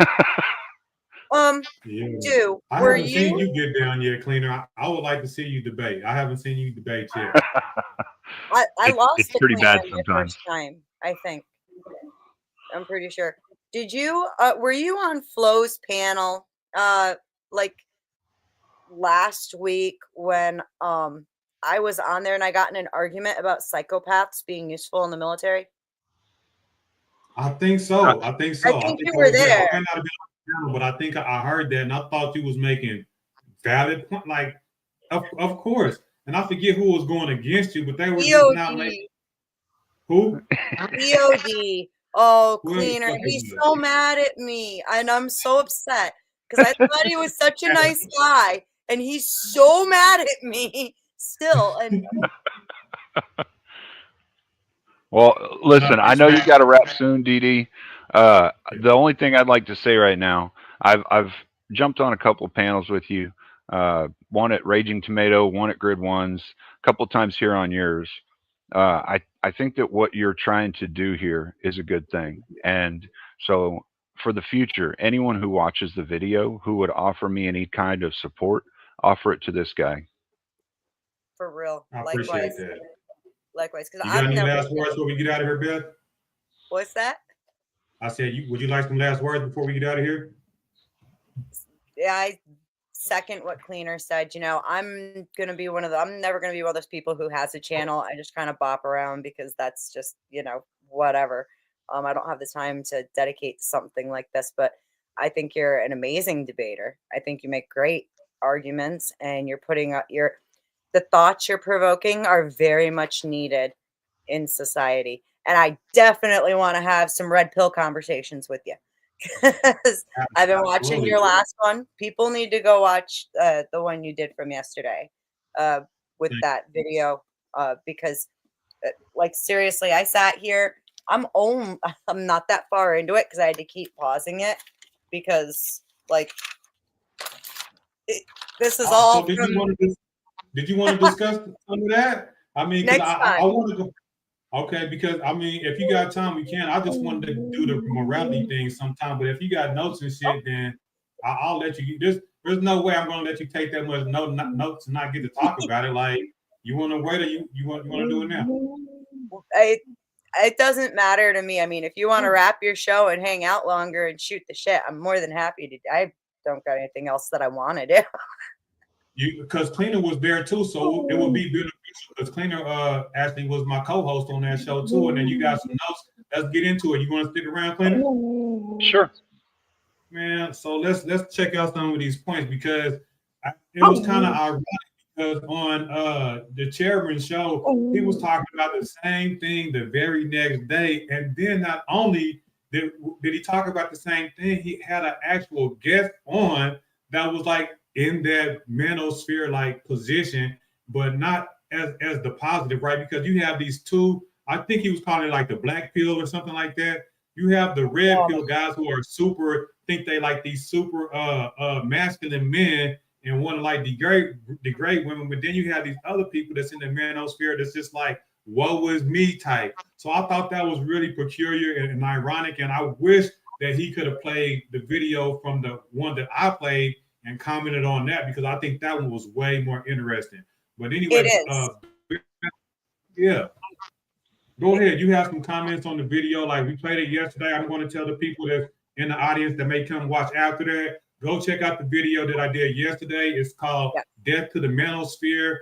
It was dealing with Jungian philosophy. That's Jung, J-U-N-G. And he just talks about different aspects. And what's really interesting about it that this Jung did this in the 20s. And that's what I wanted to bring up. Like, imagine Jung critiquing this type of stuff in the 20s. And in retrospect, whenever we look back, we don't think that this type of thing was going on in the 20s because we see these strong relationships to where, hell, women didn't have that many rights. Women didn't have necessarily no rights in the fucking 20s. So what the fuck did they have to complain about? Feminism was alive and well all the way, as long as there has ever been a pagan relationship or pagan religion, there has been feminism. Okay, that was the birth of feminism. This goes back into ancient times, and it's been a problem, you know, that the women versus the patriarchy for as long as humans have been here. And I found that really interesting because whenever you look into the 20s, like whenever the idea that I see about the 20s is that men were having their way, you know what I'm saying? And for Jung to write about it in the way that he did, it was mind blowing too. Go ahead. Check this out. Okay, so we all know women didn't get the vote till the 19th Amendment. So how did they get prohibition passed?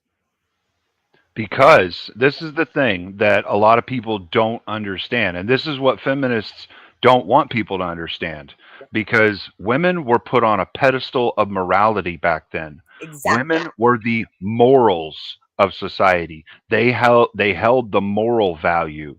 They were able to go out with 5 women. They could go to a pub and say, this place is degenerate and immoral, and have it shut the fuck down. Exactly.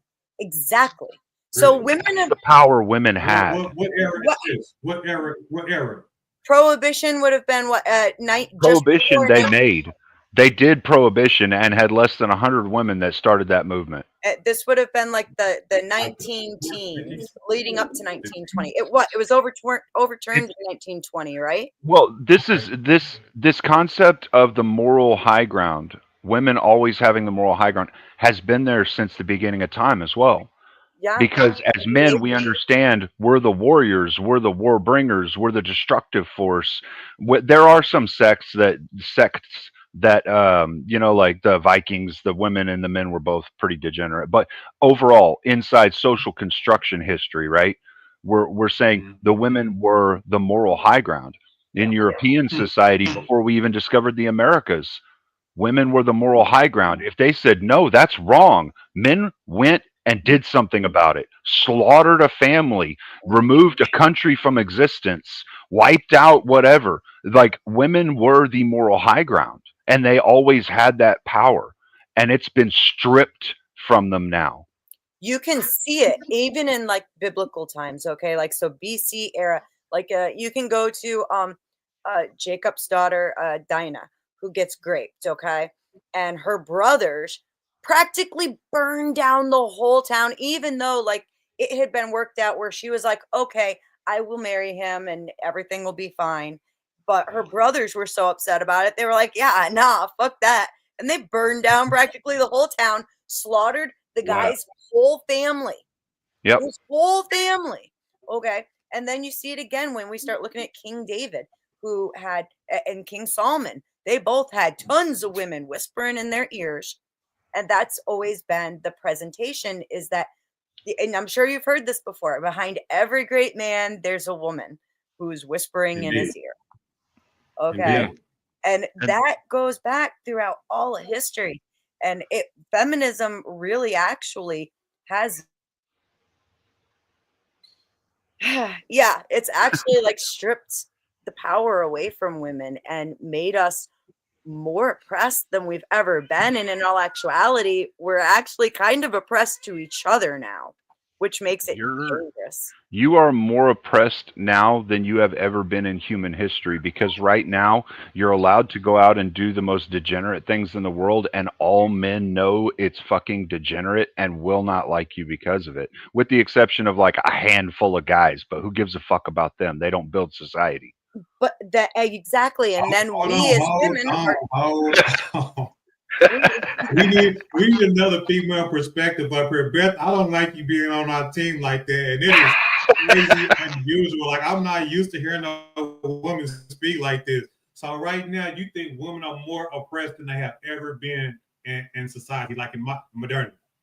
We have So, been, take we are this more perspective. degraded. Okay. We are more degraded than we've ever been in human history, and tell each other, "You go, girl. You know, you can sleep with whoever you want, as many." That's oppression. And it is, and it takes our value as human beings and just freaking throws it in the garbage, because what are they good for? And you know, and now look, now you've got women that are my daughter's age who are being convinced that the healthy relationships are the polyamorous ones, where, you know, they are taking care of multiple men all at the same time, and women, and just sharing like that. And there's no intimacy anymore at all. So why would any of those men listen to a single thing that a woman in that poly group thinks or has to say? Their opinion becomes useless. I think the propaganda has become thick from that feminist liberation movement. You want to be free, you know what I'm saying? You don't want to have the constraints. You want to go out and get a job. You want to be express your sexuality, and the sense from what you're talking about, where it's kill your it's kids, bringing your value down. I can see it from that perspective. I absolutely can see it. And then look at what has come out of it as far as mental health goes. You've got some women who are so incredibly medicated, and it changes their brain chemistry for the rest of their lives sometimes. And now they're trying to get men in on, you know, you guys need some mental health too. And everybody's just being told that they're sick and they're fuck that. You don't need pills, man. You don't need pills. Yeah. Trust me. I went through that phase with my ex, and after she passed, I got off the pills. My mind has never been clearer. Yeah, you're lucky you bounced back. So you had a woman convince you that you needed pills? Is that what you're saying? Yeah. Wow. She had a friend of hers that was whispering in her ear when I wasn't at home, when I was working my 12 days straight, 2-day off shift, 12 hours a day, every day. I had an hour drive to get to work, hour drive to get home. I was away from home a minimum of 14 hours every day for 12 solid days. And this bitch would come over and whisper in my wife's ear, "Wow, all your husband does for the 2 days he's off is sit on his ass." And I'm like, what? Like, you don't. I'm literally working over 120 hours every pay cycle. And you Oh, want to tell my wife I'm what? I'm lazy? I'm what? Oh man, it pissed me off. and But it then was Yeah. I shouldn't have let her stay there. I should have told my wife get rid of that one. That's my fault. You know, as a man, that's my fault. I should have made her get rid of that one. I should have My seen heart that goes out to danger. you, man. Well, Anybody that can convince somebody that they need something in order to make somebody else feel good about the relationship, like that's a fucking trap. Like that is yep, crazy. You know what I'm saying? And then the doctors, yep. know what I'm saying, also going with that. This is an issue, man. Just these doctors passing out these pills for whatever reason, just giving people pills for whatever reason that they want. So my heart goes out for you, man, for sure. What was you yeah, about to say, It was Beth? I was just gonna say is that that's really, I mean, and this is the thing, men get demonized so badly, like Cleaner did, but then really it's the women that are doing the most damage to one another. Cleaner and I had a conversation at one point about how the packs of women will end up where, like, there's always the top ranking female and she could be married, but she'll make sure that not a single one of the other girls can get any male attention, and hmm will degrade them and make them think the worst shit possible about themselves. Yep. And it's the whole mean girl attitude, absolutely. And it starts younger and younger every year. I mean, middle school, these girls are doing it to each other. And you know, that was when I was in school, that was when I was in school, the big thing was, oh, wait, you're not having sex yet? Oh my God, you're lame, you're a loser, you're hmm this, you're that. Back then they really put it was pushed that way in the late 90s really badly. hmm And all it was looking back at it now, and what I tried to teach my kids anyways, is that, all it is um, women especially trying to devalue other women as much as possible. And it all starts with feminist principles about, who we should be, how we should be, and what we should want. Um, we get these ridiculous, unreasonable. That was something from your video that like had me freaking scribbling real fast. Okay, Beth, Cleaner, I need to use the restroom, but how do you want to proceed? Do you just want to go over your notes one by one? Should I play the video in the background? Because since you have these notes, we would really be interested in a female's perspective on the Jungian philosophy. So, do you want to play the video, or you just want to go point by point over your notes? I'll just go through what I have so far because I didn't finish it. Okay. So go use the bathroom. I'm gonna grab a quick piece. Well, yeah, I'm gonna grab a quick right. piece of pizza to I'll be mount right back. out. Short intermission. Yes, I'm so glad you're here, Cleaner. In fact, yeah, I'm gonna wait on pizza. Fuck that. Because once I get it, my mouth's gonna be full. Thank God Anson's not here to crack jokes about that. I can imagine a number of them coming out Oh of his mouth. Lord. Even Emmett is getting. I am really happy for him, dude. But this is the thing, though. Okay, this is the thing. Like in guy spaces, this is how guys talk to each other. The way Anson and I talk to each other, the shit that we say. This is just how guys talk to each other. You just get to see it firsthand. That's all. I grew up mostly around guys. I don't like women because I've seen it, and even as a younger girl, I mean, like I saw the things that girls were doing to other girls and the way that that pecking order got established. And I was always the one who was just kind of like, yeah, no, like it affected me. And then I realized how stupid it was that it was affecting me. And I just was like, yeah, nope. And I pretty much was in the guy circles. I was one of the guys. So I've heard it all before. I'm not afraid of any of it. And it's funny though, because unfortunately, it tends to land me in a position where there's a lot of, I've been accused of being a covert feminist. And it's just like, no, I promise, no. I just actually like get along with guys. I've been around them my whole life. So Yeah, I don't think you are a covert feminist. I've never seen an appreciate it. inclination of that. I appreciate it. I recently got tore up pretty good, but Well, Oh, well. and the thing is, like, I've even seen where some people believe they aren't, but they are actually espousing things that are feministic, and Yeah. I'm like, you know, not really. But I haven't really seen any of that from you. Um, Last night in that case, I mean, like, I genuinely actually like it totally went against the grain for me to even speak to a man that way. But there comes a point in time because of my unique history where I don't I can tell the bad ones and I don't take that shit from them. I just don't.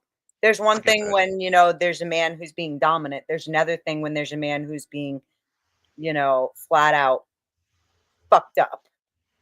Yeah, and the way that I approached him, I did so because I like to ramp someone's anger up and just kind of burst it. And Anson's seen me do this. He knows I do that. So that's why he lets me do it. Is because he sees that, like, once I get them ramped, they calm back down and come back down some. But angry Casper just wasn't coming back around to calming back down. He Anson's not mad at any of us for that shit Oh last night. no, Like, no. he was like, he was like, I was caught off guard. And he's like, I wouldn't have actually known there was something super wrong except for how everybody was acting. And I don't know when you started watching, but early on in the stream, like, I was simply like, listen, this is how I view what you just said from a female position, right? Yeah, I heard that. Yeah, and how I'm viewing the video.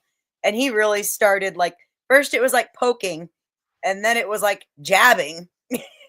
And then it Yeah. was like, okay, you want to swing on me? I'm gonna swing the fuck back. I don't care. That guy was, yeah, Yeah, and I understand. The thing is, like, I've got four men in this world that I call brothers, and I don't care that they had other moms and dads. hmm Uh, we all know, we'd be there for each other no matter what. One of my brothers went through this thing that Casper's going through, and he was very bitter for a long time. And it wasn't at women. There was something else going on in his life that made him that way. But we all kind of had to get involved in his life in some pretty illegal type ways to get him to turn around and start seeing reality again. But after it happened, he came back around to all of us. He came to the garage one day at my house when the other three were over and we were hanging out drinking beers and bullshitting. And he showed up, and man, he broke down in front of us and he was like, "Guys, I'm so sorry. I'm so fucking sorry that I've been like this for the past few years. I didn't even know I was doing it. Thank you so fucking much." yeah, You know? And as men, we need that. We need we need brothers that will do that, that will take care of each other, that will help each other push past that in whatever way we need to push past it. And, like, so the way I approached Casper was like I was trying to get him to pop that anger bubble and get it out so that he could calm back down afterwards and have a real conversation. And it just wasn't working. yeah. It's not gonna work for a while, at the very least, because he's so bitter. And my heart goes out to guys who end up in that position for through no fault of their own. I mean, women are vicious creatures, absolutely vicious creatures. And even looking at myself, I can recognize and acknowledge that I have the capacity for great fucking evil if I wanted to. And I know that because there's been moments where, like, oh, I'd really like to, but Hmm. I'm tend to be far more of a submissive person in general, and I don't like to do that with anybody. I Um, know. I had to coach you on actually talking against men in order for you to debate. I know that. That's a little behind the scenes thing that not a lot of people know. and here's the thing, okay? So, like, and I'll tell you, dude, because you don't really know me that much, but, like, I have a very unique view of things, and I am okay with, like, using my experiences as more of a teaching tool because I think too many women get into, like, straight out. I spent 20 years in a horrific DV situation where, like, literally it was my entire adulthood. I met my ex-husband when I was 17, and I stayed there way longer than I should have. And in the end, as a result, I'm legally disabled due to a few assaults from him, where I have a spinal cord injury in my neck. They had to remove a disc and probably 2 more at some point. And I had to have my lumbar completely reconstructed with titanium. So what's that? I said, I'm sorry to hear that. That is absolutely crazy. I'm sorry you had to go through that. I take accountability for my position, though. And there's a lot of women who, number one, want to scream abuse when really it's like, it's like I'll ask the questions and be like, wait, that's it? Are you kidding me? And really it devalues the experiences of women who have been through more serious situations like myself. And then on top of it, you get these women who get stuck in their trauma and they don't know how to move out of it and evolve from it, learn, take some accountability and say, okay, I'm going to adjust my behavior because now I know that I can accept something like that and stay there, right? Or, Indeed. excuse it, enable it. There's tons of things that we do. And So go ahead. Go ahead and land your plane, because I think that's a great segue into what we're about to talk about. You know what I'm saying? Exactly. So like when I see this red pill stuff, like I'm coming at it from a place where it's like I've seen the worst of the worst up close and personal, and I've seen the fallout from it. And I think that especially when it comes to the red pill, there's so much good that should come out of it, because I've seen a lot of really good guys who could have everything that they wanted, but they don't have that confidence about them to actually pursue it. And if they did, they would be in such a better place. And then I've also seen the monsters take that rhetoric and use it as an excuse and as a shield. And like, well, all of this stuff happens to me and da da da. And, it's that victim mentality that we were listening to last night, right? The dual victim mentality. Yep. And then it becomes an excuse for when they snap, and it's like, right. So what I'll say about Casper is and this may be a hard pill to swallow for him, but after reflecting on the conversations and everybody trying to give him some advice that he would just completely blow up about, and I think that everybody was being genuine, it might just be him. He might just be I won't say a horrible person, but just has a horrible personality. He has one of those personalities. He doesn't have an agreeable personality.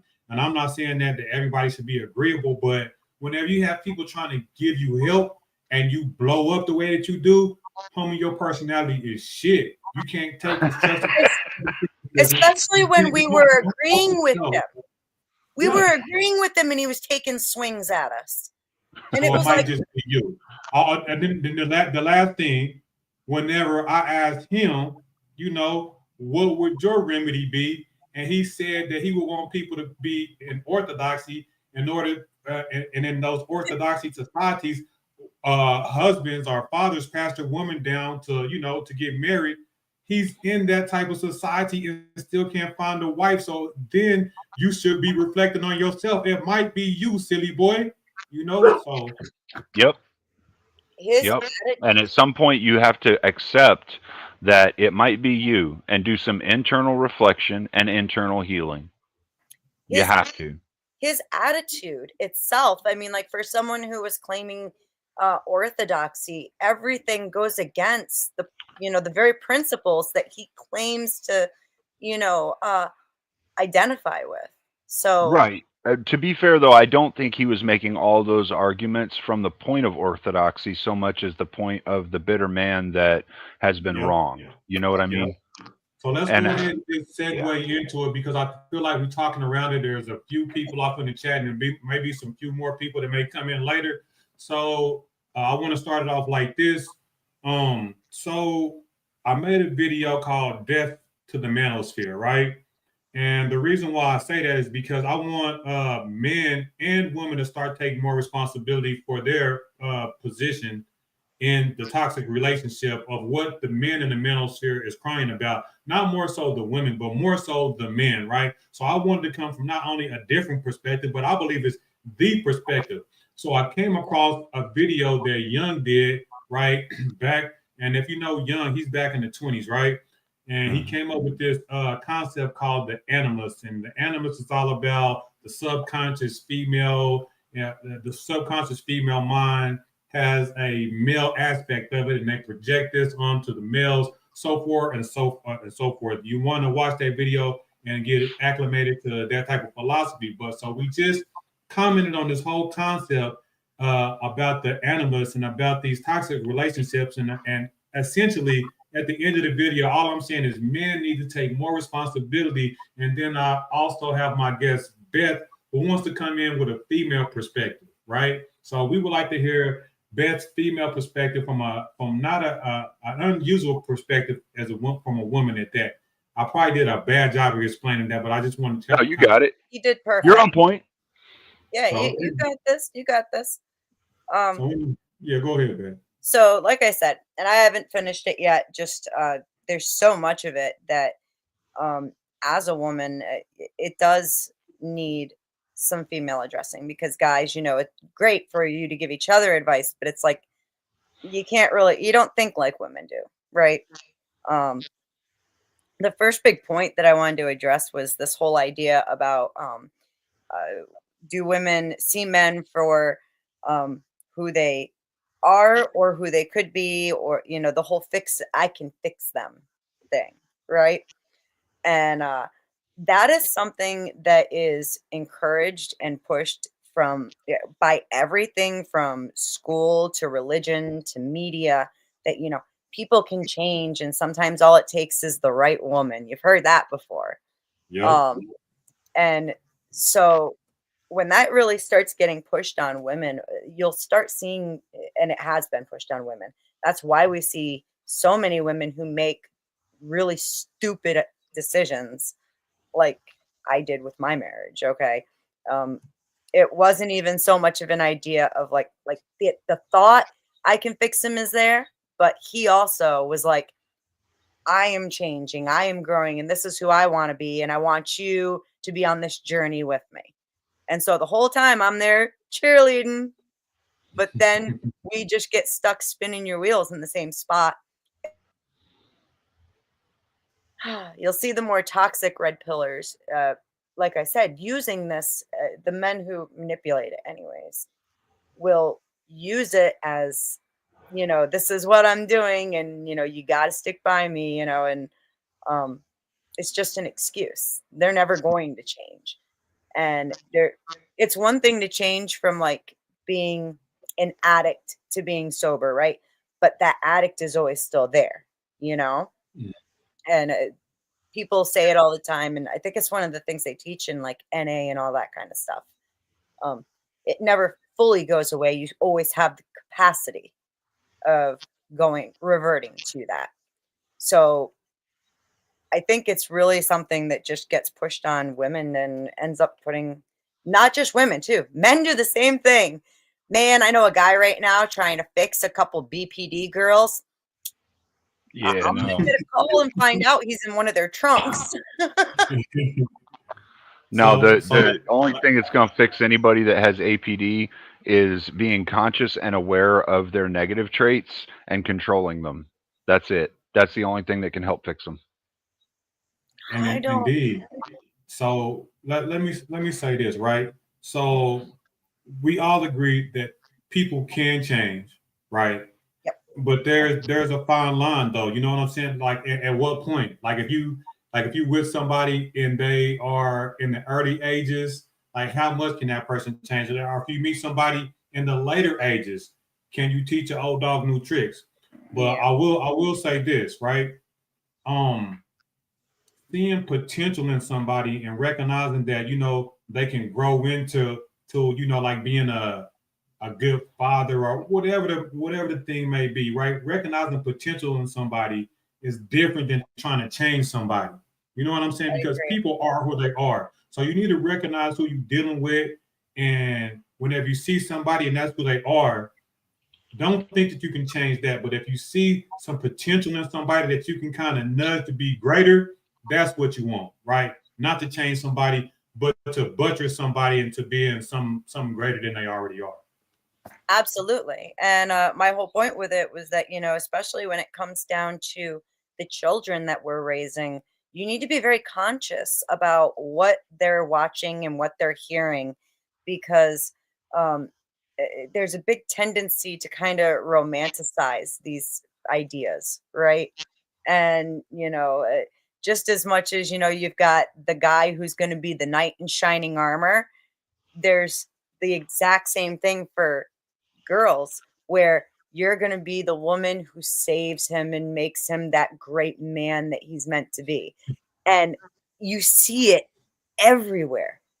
Yeah. Even and so you got to at the very least be conscious of making sure that your kids know that it's like, and that actually kind of ties into my next point, which is like the whole Disney syndrome, right?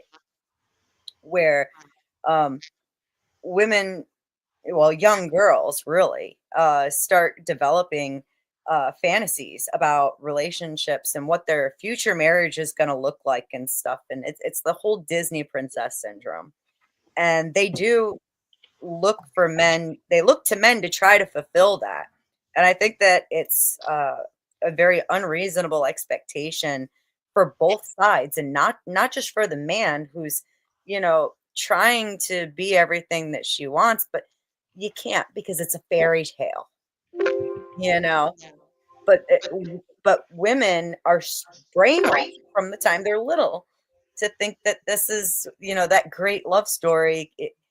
You can have a great love story, just don't expect it to be all roses and sunshine and rainbows because life is hard for everybody. And Indeed. I think we put way too many expectations on men. And then I feel really bad for men because they grow this resentment when she's upset because her big fantasy that's been there since she watched, Beauty and the Beast for the first time isn't coming to fruition. What do you expect from someone who has that in their mind their whole life? So Mhm. both sides equally have a lot of aspects of this that are just fucked up. And How I much just, how much pressure is that on the man side to where, yeah, in the majority of the men, it's like, okay, get a great career, take care of your wife, take care of your family. But like realistically speaking, especially for my demographic, to have a job that's over like 40,000, 50,000, it's not that abundant. You know what I'm saying? So yep, that expectation and that pressure for men, like that societal standard, is super hard. And imagine being like your 40s or even your 30s and even in your 20s not being able to hit that bar and thinking that you're less than, right? yeah, Because you can't do all those things that society provides, man. Depression, anxiety then comes into place, thinking that, mhm. you can never be good enough, that bitterness towards women, all those type of things. Yes, that knight in shining armor. And on the opposite end, the women thinking that she can upgrade a man, what I'm saying? Fix him and make him how you want. You know what I mean? There's Or just definitely. give, or really just given unreasonable expectations for her whole life of what it's going to look like. And it doesn't look like that for anybody. We all know that. And and believe me, listen, like my heart goes out to the men more than it does the women because I feel that women are pliable enough in our nature that when that reality hits, that it's never going to be that thing that we always thought it would be, we can adapt much easier to that ideology being destroyed as opposed to a man trying to, coming to grasps with feeling like he's failed his wife. Absolutely.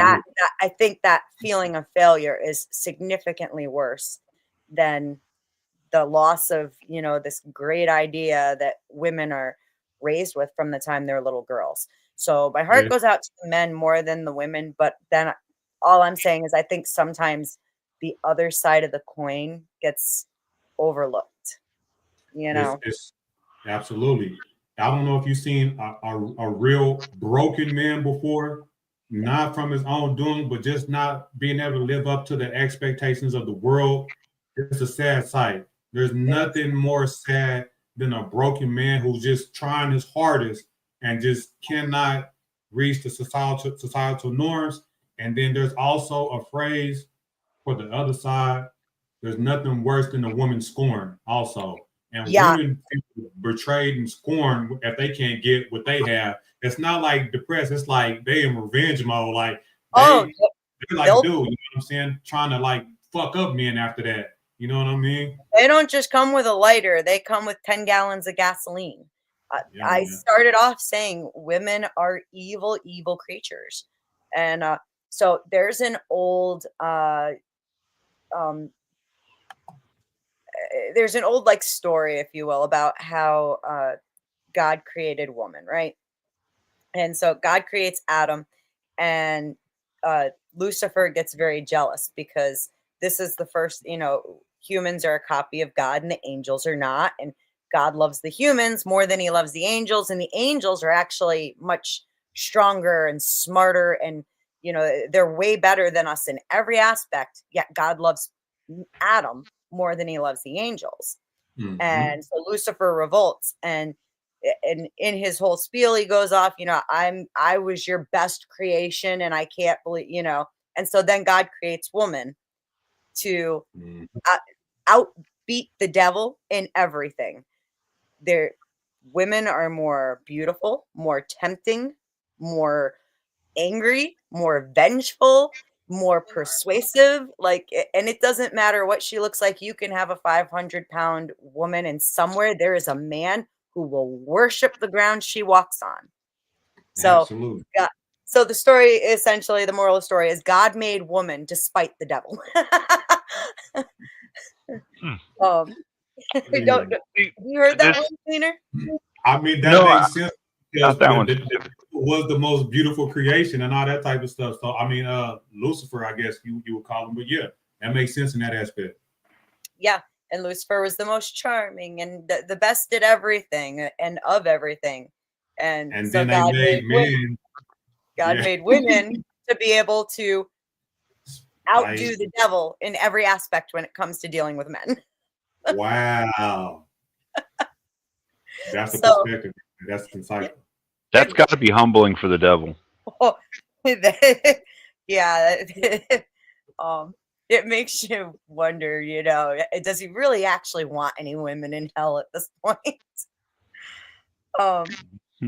But so yeah, I absolutely agree with you. And moving on from there, let's see.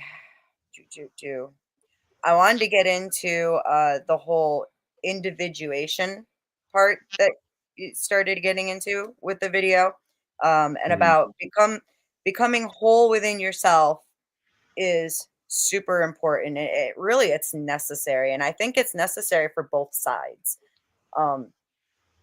And it's like we were talking about earlier, how in a relationship you should be able to sit in the same room as your partner and not even speak and be content, right?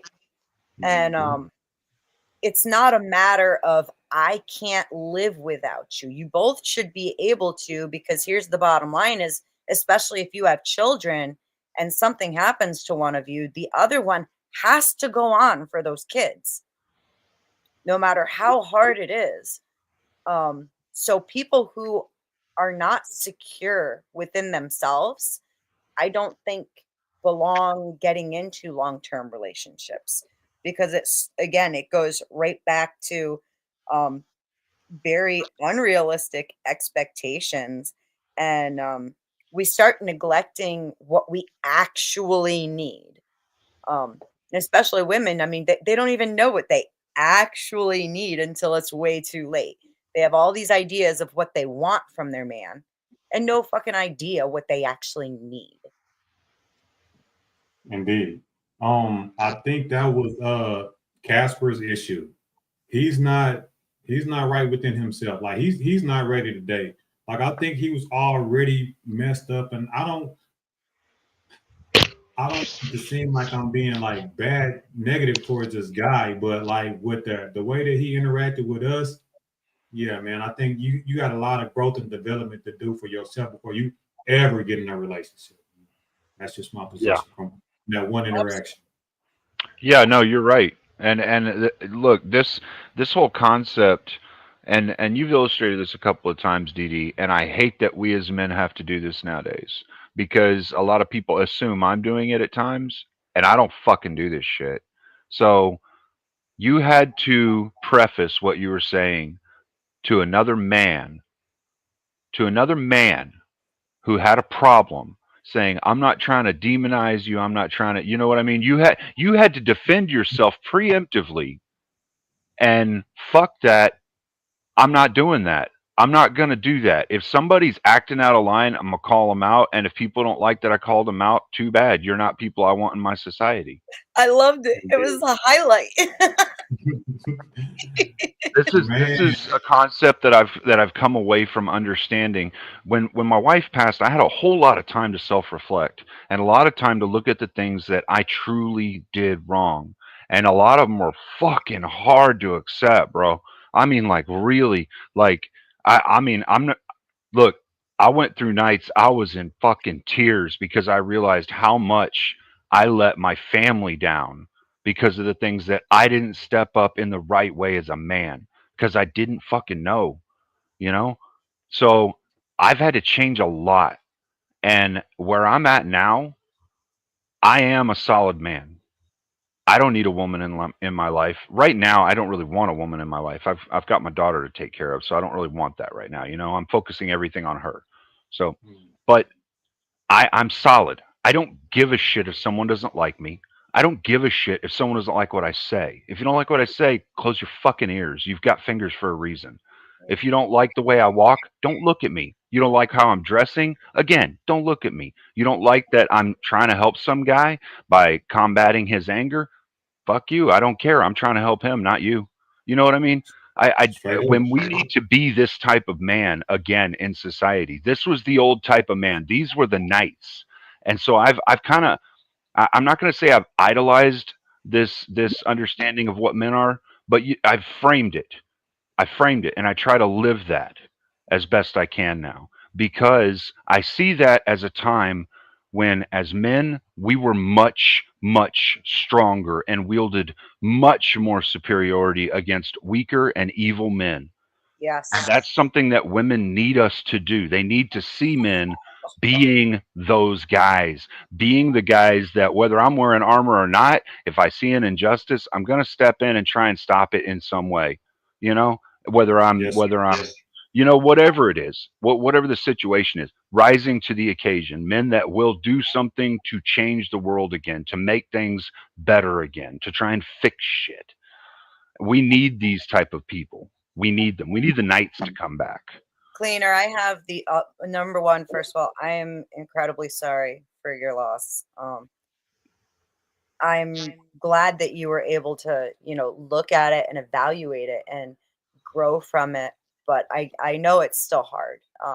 My best friend, two of my really good friends got married, and she died having their second child. And I watched what he went through as a result of that. And I mean, it broke me just to watch it, So my heart goes out to you, but like I have the utmost respect for, I mean, I haven't heard you say anything yet in the time that I've known you that I can't find massive amounts of respect within. And that's why like these spaces are so important for men like you guys to be getting out these ideas and this rhetoric and try to get it to as many people as will hear it because they're missing it. They need it. And the same thing goes for women. Women need the right kind of champions for themselves. And that's the thing is a man trying to tell, like Andrew Wilson trying to tell women stuff. I mean, they're never going to take him seriously. They're never going to listen to him. It's only going to be when other women who have some kind of integrity and value confront them, that they're actually going to listen, and then they're going to be pissed off, but later they might sit down and think about it, you know? And I pray to God men get this message because it's so needed. It was absolutely refreshing to hear Cleaner and Chairman, how do you say his name? Anson. Anson. Yeah. Say, to try to empathize with that guy, and he just did not hear it. Cleaner said that, you know, he went through a similar situation and he's working on himself and empathize with the dude. He couldn't hear it. Chairman, the same thing. But guys have to speak about it more, and because we don't speak about it, and it's more imperative for a man to hear it from another man and the aspect that they spoke from it from, rather than the Andrew Tate red pill narrative, right?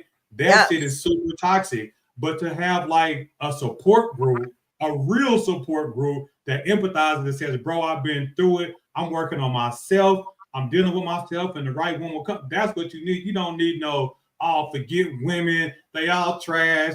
They all hypergamous and will never be. Man, that shit is unproductive. That shit would lead to nothing but more toxic traits, more toxic relationships, and the bitter bitch man syndrome, to where you want to be in a hate group with other men just bashing bitches all day. That shit is trash. Yeah. I agree. Fuck yes, man. I salute you both. You guys are fucking awesome. I appreciate both of you, and I really want you to hear that, because there's not going to be a lot of women left in the world right now who aren't completely corrupted by feminism, who can actually have an appreciation for what you're saying.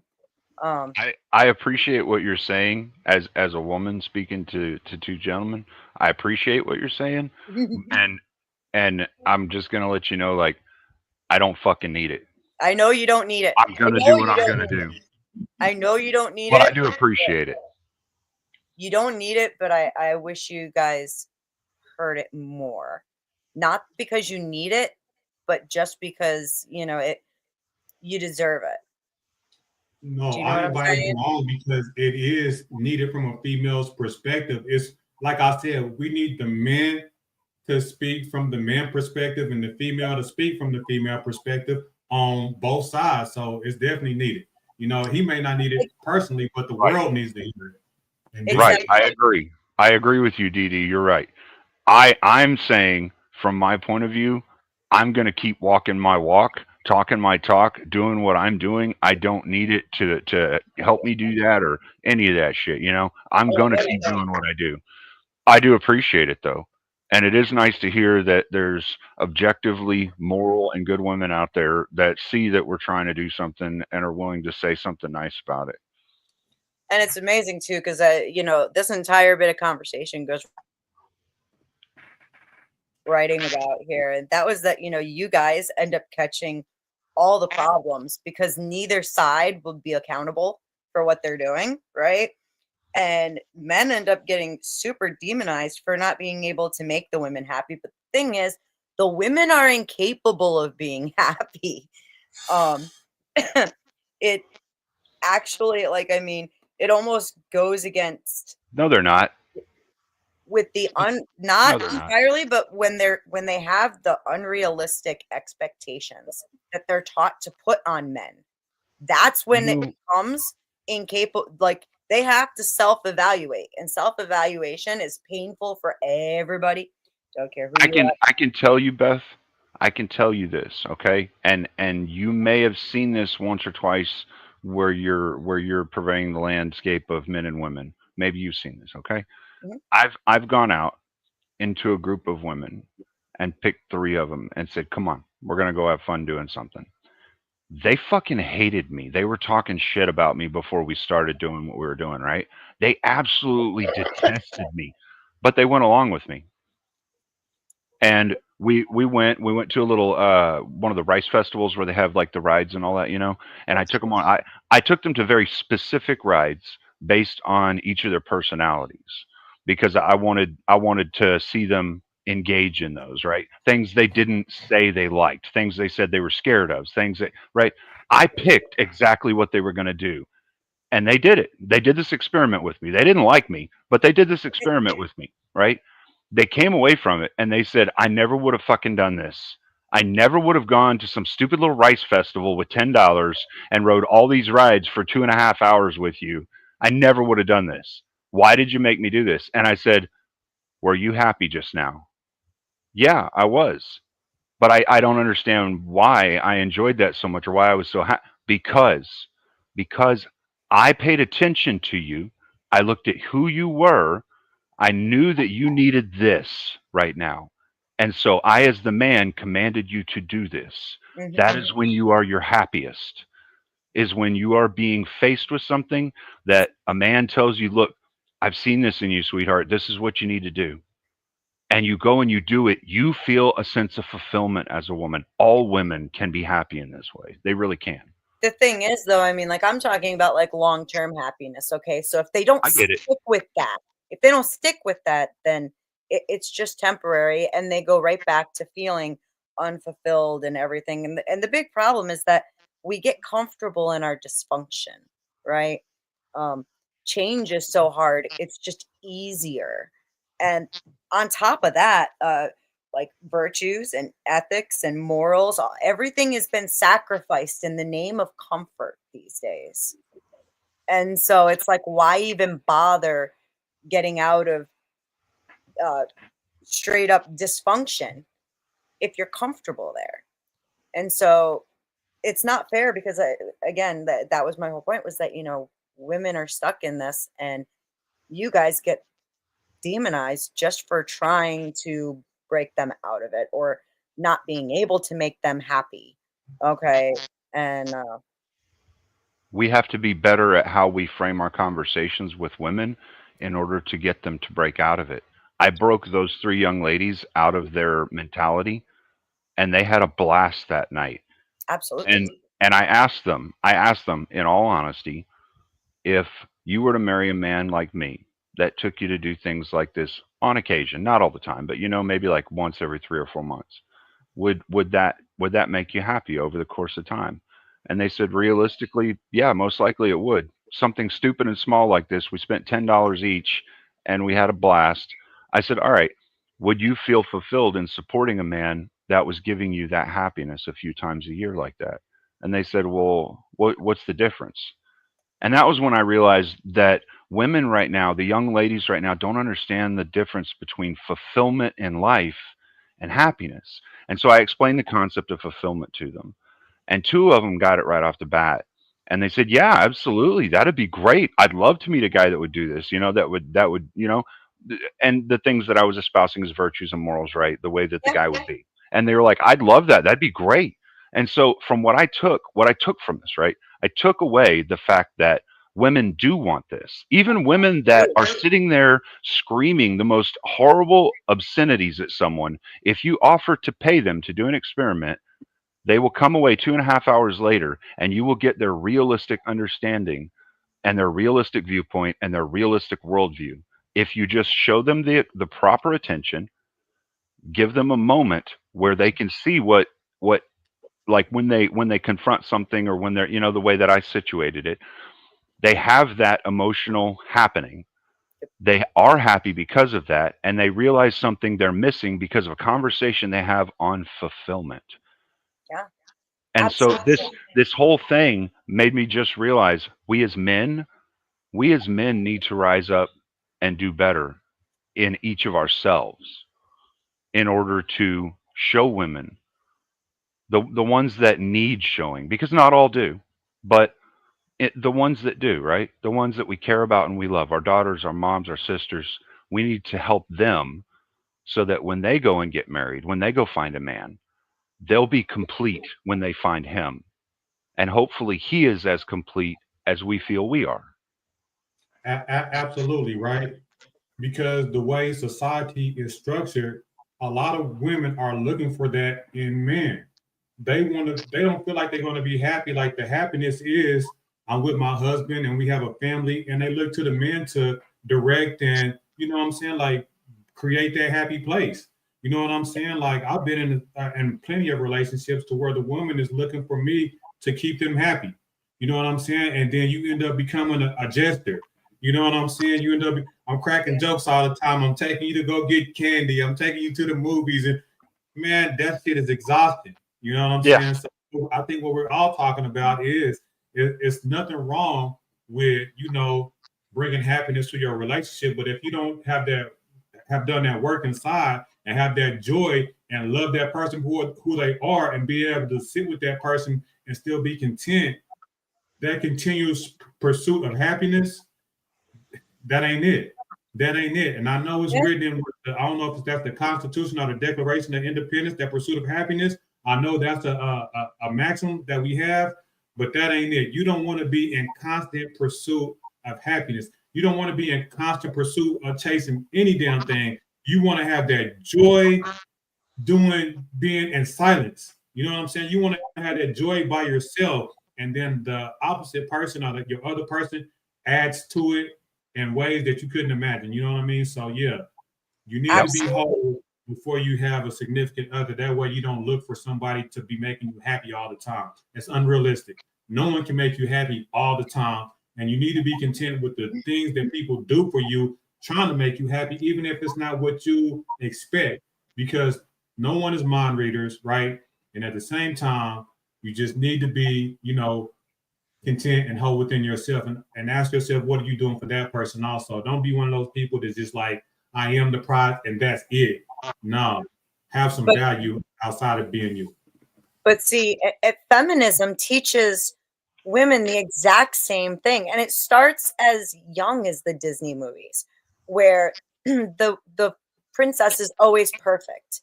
What does she have to change? What does she ever do wrong? Nothing. It's always, you know, just waiting for that prince to come along who's going to sweep you off your feet, provide and do all this extra. And they get stuck. And I mean, you see it over and over again on whatever at the table, these expectations that these women come in there with that are totally and completely unrealistic. And they get it stuck in their head from the time they're little that this is what I deserve. This is what I want. This is what I will have. And then you end up with a whole lot of really bitter, pissed off women who one day when they're almost 40, it still hasn't happened yet. And they realize it was all a lie from the start. And now it's too late. Now let me add to that. Don't forget your spot, right? You get women that also compromise their integrity and get with a man with money and power and not happy in that relationship, but get all the things and still aren't happy. Yep. Exactly. And it still turns out that, you know, all of a sudden one day when they're about 40, they realize, oh my God, I was totally wrong. This was totally a lie. And this is not living. And right. It's that's horrific. Not what makes women happy. It's what horrific. Makes women happy is like that experiment I did. Yep. You listen to the girls, what they're saying, pay attention to them, and give them something that approaches them, approaches their emotions, their internalness, the things that are going on with them. They feel heard and respected then, and they don't even realize it. It's all subconscious. Until even women who have a sense of awareness of this, but those women will tend to appreciate it even more because they have a sense of awareness of it. But the subconscious is a powerful guide. It is. And you get all these things beaten in, like literally drilled into your head your whole life. And it's like, it really turns out to be horrific on both sides because I hate my internet. Happiness is completely different from fulfillment and being able to be content. And Du and I, we were talking earlier about being able to just sit in the same room on the same couch with the person that you're with and not speak and still just be totally at ease and happy and all is right in the world, right? But there's these ideas that are put on that like, no, there's constantly got to be something else. And they're always looking for something else because they're looking for the wrong things. They don't even know what it is they actually need all they know is what they've been told they need. And what they've been told they needed is a total and complete lie. Yep. And, But you can break them out of that. Like I said, a man can break a woman out of Mm. that by listening to her and approaching her with what she actually needs. as long as the man doesn't break first, trying to live up to True. her expectations. True. But that's why we're trying to create a society of better men right now, right, Du? Yeah. Absolutely. Absolutely. Yeah. And then you add to it too, by the way, the fact that our society nowadays, nobody wants to work for anything anymore. Everybody wants everything for the least effort possible. And that we all know, all three of us, I don't know if you've been married or not, Do. Have you? Yep. Yeah. Twice. So then we all know that, marriages, they're not this, glorious, fabulous story where everything always goes right. You can have, months where nothing's going right for the family and you're struggling, right? But you're still working together to get through it. But nowadays, and especially with the things that are being pushed, and I know from feminism, and I'm starting to see it from some of the red pill rhetoric as well. It's like, if there's anything that takes effort, it's not worth the time anymore. And this is why we end up with so many unhappy people. Yep. Indeed. I try to tell my son, like, do the hard things. You know what I'm saying? Like, all that easy stuff, yeah, it's easy, but it's not worth it in the long run. The hard things are what's going to be more valuable in the long run, to your point. How old is your son? The one that I'm talking about in particular is 18. He'll be 19 this year. Cool. Very cool. Congratulations. I have a 16-year-old. There's a book called Do Hard Things that was written primarily for boys. And it was written by these twin brothers who are like super overachievers. And it actually is really, really good. And it's a shame it hasn't gotten more attention than what it has, because it follows these lines of like lifting men up from a younger age, because you got to start young. For the most part, people in our age group and, in their 30s and even some in their 20s, man, there's not a lot of room to undo the damage that's been done. A lot of stuff is going to come down to what we do with the next generation, and it's going to take time. But the more things we can get in place to try to combat this, the better it's going to be. Yeah. I agree. What you got next, Beth?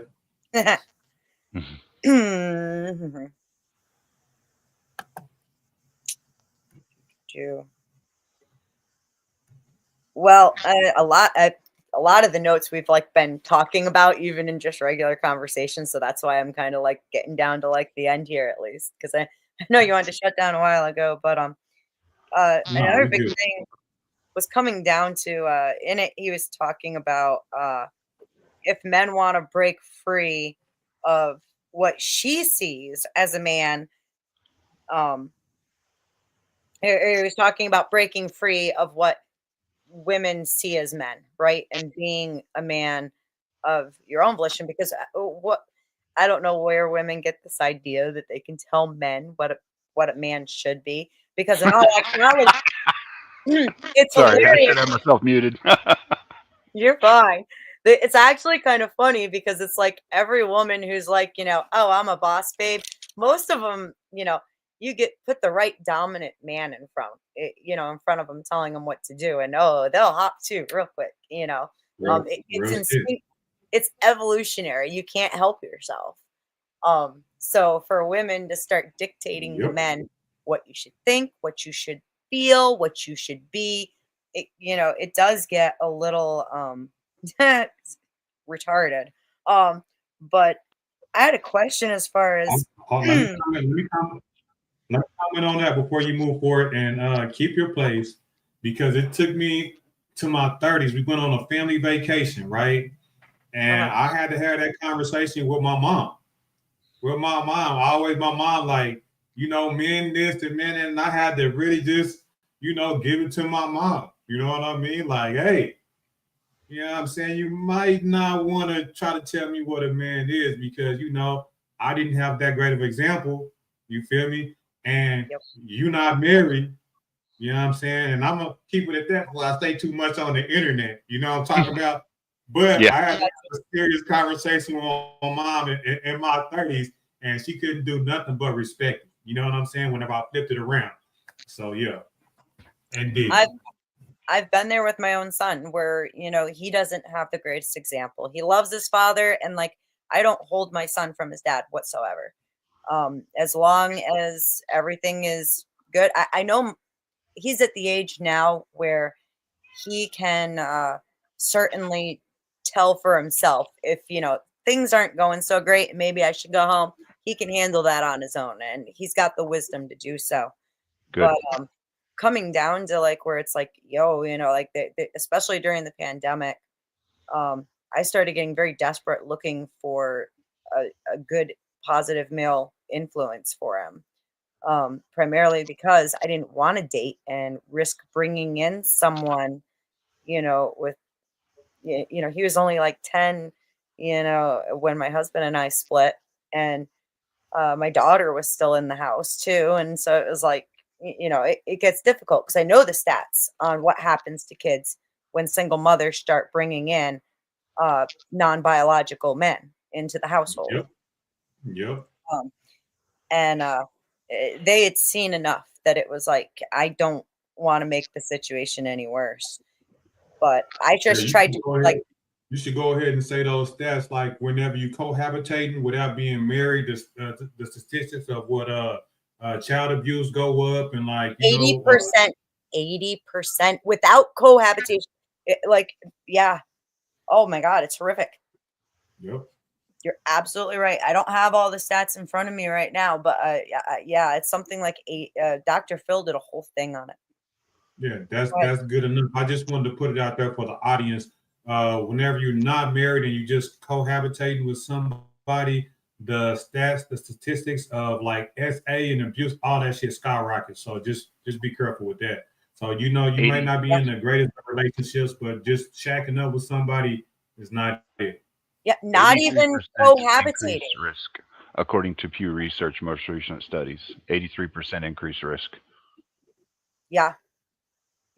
And that's not even just cohabitating, right, Cleaner? That involves like dating. That's just the dating statistic. Whenever they're dating and a guy comes to their house periodically, it doesn't say cohabitating in that one. It just says like they're coming over periodically. Add a whole new level of fear. We just unlocked a whole new fear level right there. Right up.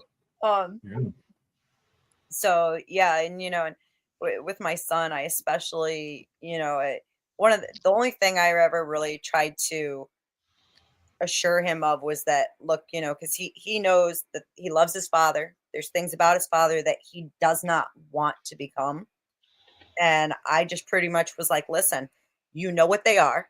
You keep them right here and you don't forget them and you won't become that. But because you have your dad's temper, you kind of have to work at it. But he's done amazing. And I mean, there are some really good programs out there to deal with it, because even as his mom, I can't even presume to try to give him advice on things other than like, there was one time I told him, you know, if somebody's starting a fight with you, you fucking finish it, you know? And I had to tell him, you're only going to have to make an example once, maybe twice. And then people will leave you alone. And sure enough, Mom was right.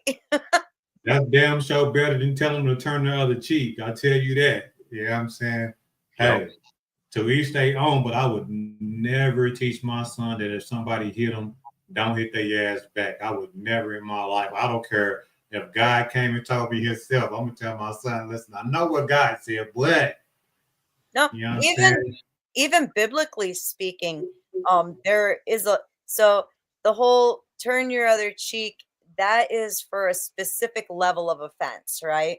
When it comes to where someone is, you know, attacking you, it is righteous for you to defend yourself.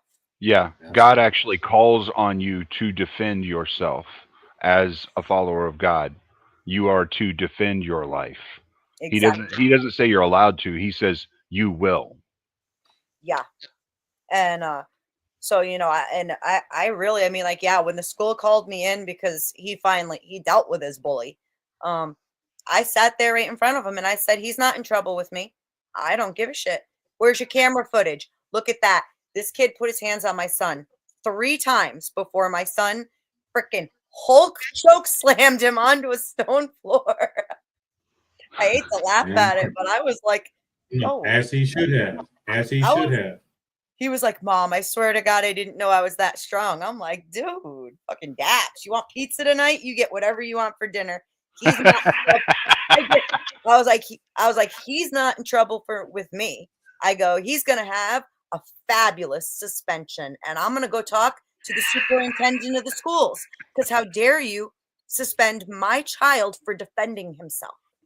You know that's the rule now. If somebody hits you and you hit them back, both kids are getting suspended. But I'll tell you this, I got held back a grade because I fought so much in school, right? And the first thing my mom would ask me, who started it? And I would say, they hit me first. My mom would call and confirm it. That was it. I was good. As long as somebody hit me first, and I would be daring the motherfucker to hit me. I'll fuck you up. Do it. Do it. Motherfucker put their hands on me, I'm going to town on their ass. So as long as a motherfucker hit me first, I was okay in my household. Yep. I even bought him a new video game. I said, "Welcome to suspension, sweetheart. What game would you like?" Like straight out. And I actually, so the kid who put his hands on my son, he didn't get suspended. They felt that he needed to be picked up off the floor and put in a wheelchair. There was nothing wrong with him. He got the air knocked out of him. Okay, he laid on the floor. He'll be okay. You know what? The thing is, if he's the offender, I don't care if he did need a wheelchair. He should still get suspended. Yeah, nope, he did not get Rules suspended. are rules. I had to, as a matter of fact, ultimately, they forced that principal into retirement, because this was not the first time. Like I had a whole track record of 3 months of me emailing the school about this kid, and and the principal saying, "We'll deal with it after Christmas break." Oh, well, Devin kind of said stuff first. Oh, well, you know, this, that, and the other thing, and finally, you know, my son did something. The superintendent, like, he apologized. He was like, yeah, no, he shouldn't have been suspended. We're not going to hold his grades against him. We're giving him an extra week and a half to make up all of his work, you know, and like, I'm like, damn Skippy. Yeah, he was choosing sides and shit. He got favorites and shit like that. So that shit's not cool. Yeah. Yeah. But good job on that, Mama. Good job. I try. He asks me a whole lot about dealing with girls, though. That's the one thing. Like, he won't come to me about guys, like guy stuff, but he'll come to me to ask about, you know, if a girl's doing this or doing that, you know, is it okay that I'm angry? And it's like, well, yeah, but the fuck. But you know, I'm doing my best with it because, you know, I raised 2 girls real good, yo. I told them outright, like, they know how to get screamed at, keep a straight face, and then say, you know, okay, and walk away. You know, it's like, because that's my big thing with them was you got to learn to control your emotions, and you need to not react. Just, you know, think about it and respond later. Because if you open your mouth, there's going to be a problem. But you know, again, that's also comes from watching all of these girls get raised so poorly and I hate to be so severe upon my own sex, but it's the truth and you see it everywhere. But so my question for you though was, in the video, he was talking about breaking free of what she sees as a man.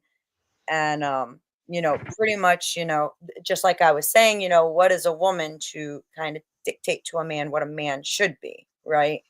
We don't even know what's good for ourselves. And I'll say that one out on my own. That wasn't even in the video. But I have 2 questions. And one is, what happens, or like, what stance should Red Pillars take when it comes down to like the standards that she's asking for are actually things you should be meeting as a man? And how do you deal with the guys who are doing that over very reasonable standards and really just using it as an excuse to, uh, an excuse for their own shitty behavior? You know what I'm saying? Like, oh, You said reasonable standards be an excuse for shitty behavior. Reasonable okay. standards. Oh, all right. First question first. I'll break it down. I apologize.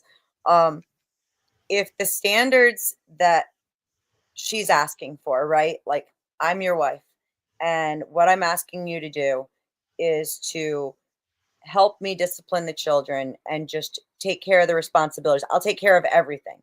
Food's done, everything's done. I'm just asking if I'm going to be the one primarily busy taking care of the kids, that you take that paycheck and make sure the lights are on and the rent is paid and that kind of thing, right? Mhm. So I see some guys take that whole thing of like, how dare a woman tell me what I can or cannot do or should not do, and break free of the expectations that women have for men. How do you guys handle other men who are doing it like that, where it's like, this is something that you should be doing, and it's not her, this is you? I think I'll go ahead, Tony.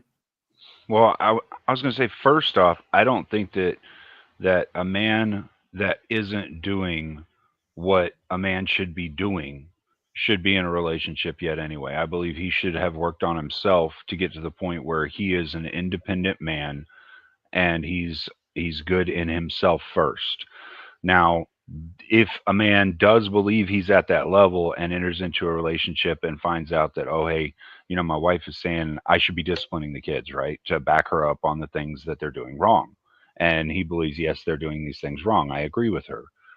Okay, yeah, that would be an understandable thing for him to change in his habits. All right. The things that we're saying that women should not be prescribing to men are things like what Nietzsche wrote. Nietzsche wrote, a man is who he has been the entire time you've known him, not who he has been the last day or the last week, because we can all have fumbles and stumbles. So That's deep. you don't change who a man is. You ask him to change a habit or two to help you with disciplining the kids. And that's acceptable, right? That's an acceptable standard. We don't try to change each other at the core. And personally, if a woman tried to change me at a core value, I'd have told her to fuck off. But see, what you're talking about is, I mean, you're a reasonable man who understands your responsibilities in life. Right. I'm talking about the bad guys who use this as like a sword and shield just to blame women for, oh, she tried to tell me what I couldn't do or what I needed to do. You know what I'm saying? I'm talking about, how do you deal with the bad guys who are taking these ideas that are perfectly reasonable and you would even agree are, standard for a man in life, but then they take it and they use it to demonize a woman who is being perfectly reasonable. How do you deal with that man or So those men? Because, like it or not, those men do exist. Right. So me personally, you said, how should men deal with those men? And I would say the question is, how should women deal with those men? Okay, fair. I want to hear Yeah, it. I think, and I'm gonna make 2 points. I think that women shouldn't deal with those men, right? And then you have the opposite side of the coin, to where women is asking unreasonable expectations of men, and then they have these spineless, mindless guys that will do it, that make it hard for real men, right? Right. So it's kind of a tricky deal. but I would just say it's a woman's responsibility. If you asking for, because I think that's the bare minimum, right? For a man to just take care of the bills if he's capable, while the women take care of the household and the children. To me, that's the bare minimum. You know what I'm saying? Like for a man and a woman, you know what I'm saying? Everything else is extra. Like you agree to the rest, but those are just the bare minimum on both sides. Like for me, you know, if I'm capable, I'm taking care of all the bills. And if you working and if you can add to it, thank you. But I expect you to take care of the kids in the house. You know what I'm saying? But a man that refuses to do all that, then it's up to a woman to know that they're worth and know, you know what I'm saying, the value or the expectations of a man, and he don't meet that bare minimum, he can find something else to do. So it's more up to the woman to just, you know, realize the value. You know what I'm saying? Like taking into consideration, like this motherfucker is not doing the bare minimum, so I'm good. You know. I think I just want to add a tiny bit of clarification. Is I think that what I'm saying is that it's like just like we've established earlier. You know, women need to deal with other women's bullshit behavior, and men have to deal with the other men. Do you see what I'm saying? And I would say it's nuanced, Beth. The soy boys are just as damaging for you guys. Those weak ass guys are just as damaging as these monsters who use the red pill ideology as an excuse for bad behavior. Exactly. Right. I would say the answer is nuance. There are a number of ways that a man that's in that guy's life, like, so the prescription will be this, okay? It is up to the woman to identify that what she's asking isn't ridiculous. All right, because if the man is this hard-headed and stubborn and isn't going to discipline the kids when he should discipline the kids, or something that's relatively normal for a guy to be doing within a family, right? And then it's up to the woman to identify, okay, this is something I think is real, and talk to another man in her life, her father, a brother, his father, one of his brothers, one of his friends, something like that, one of her girlfriend's husbands, and say, is this reasonable? Get another man's point of view and say, is this actually reasonable? And when that man says, yeah, that's reasonable, then ask them to have the conversation with him.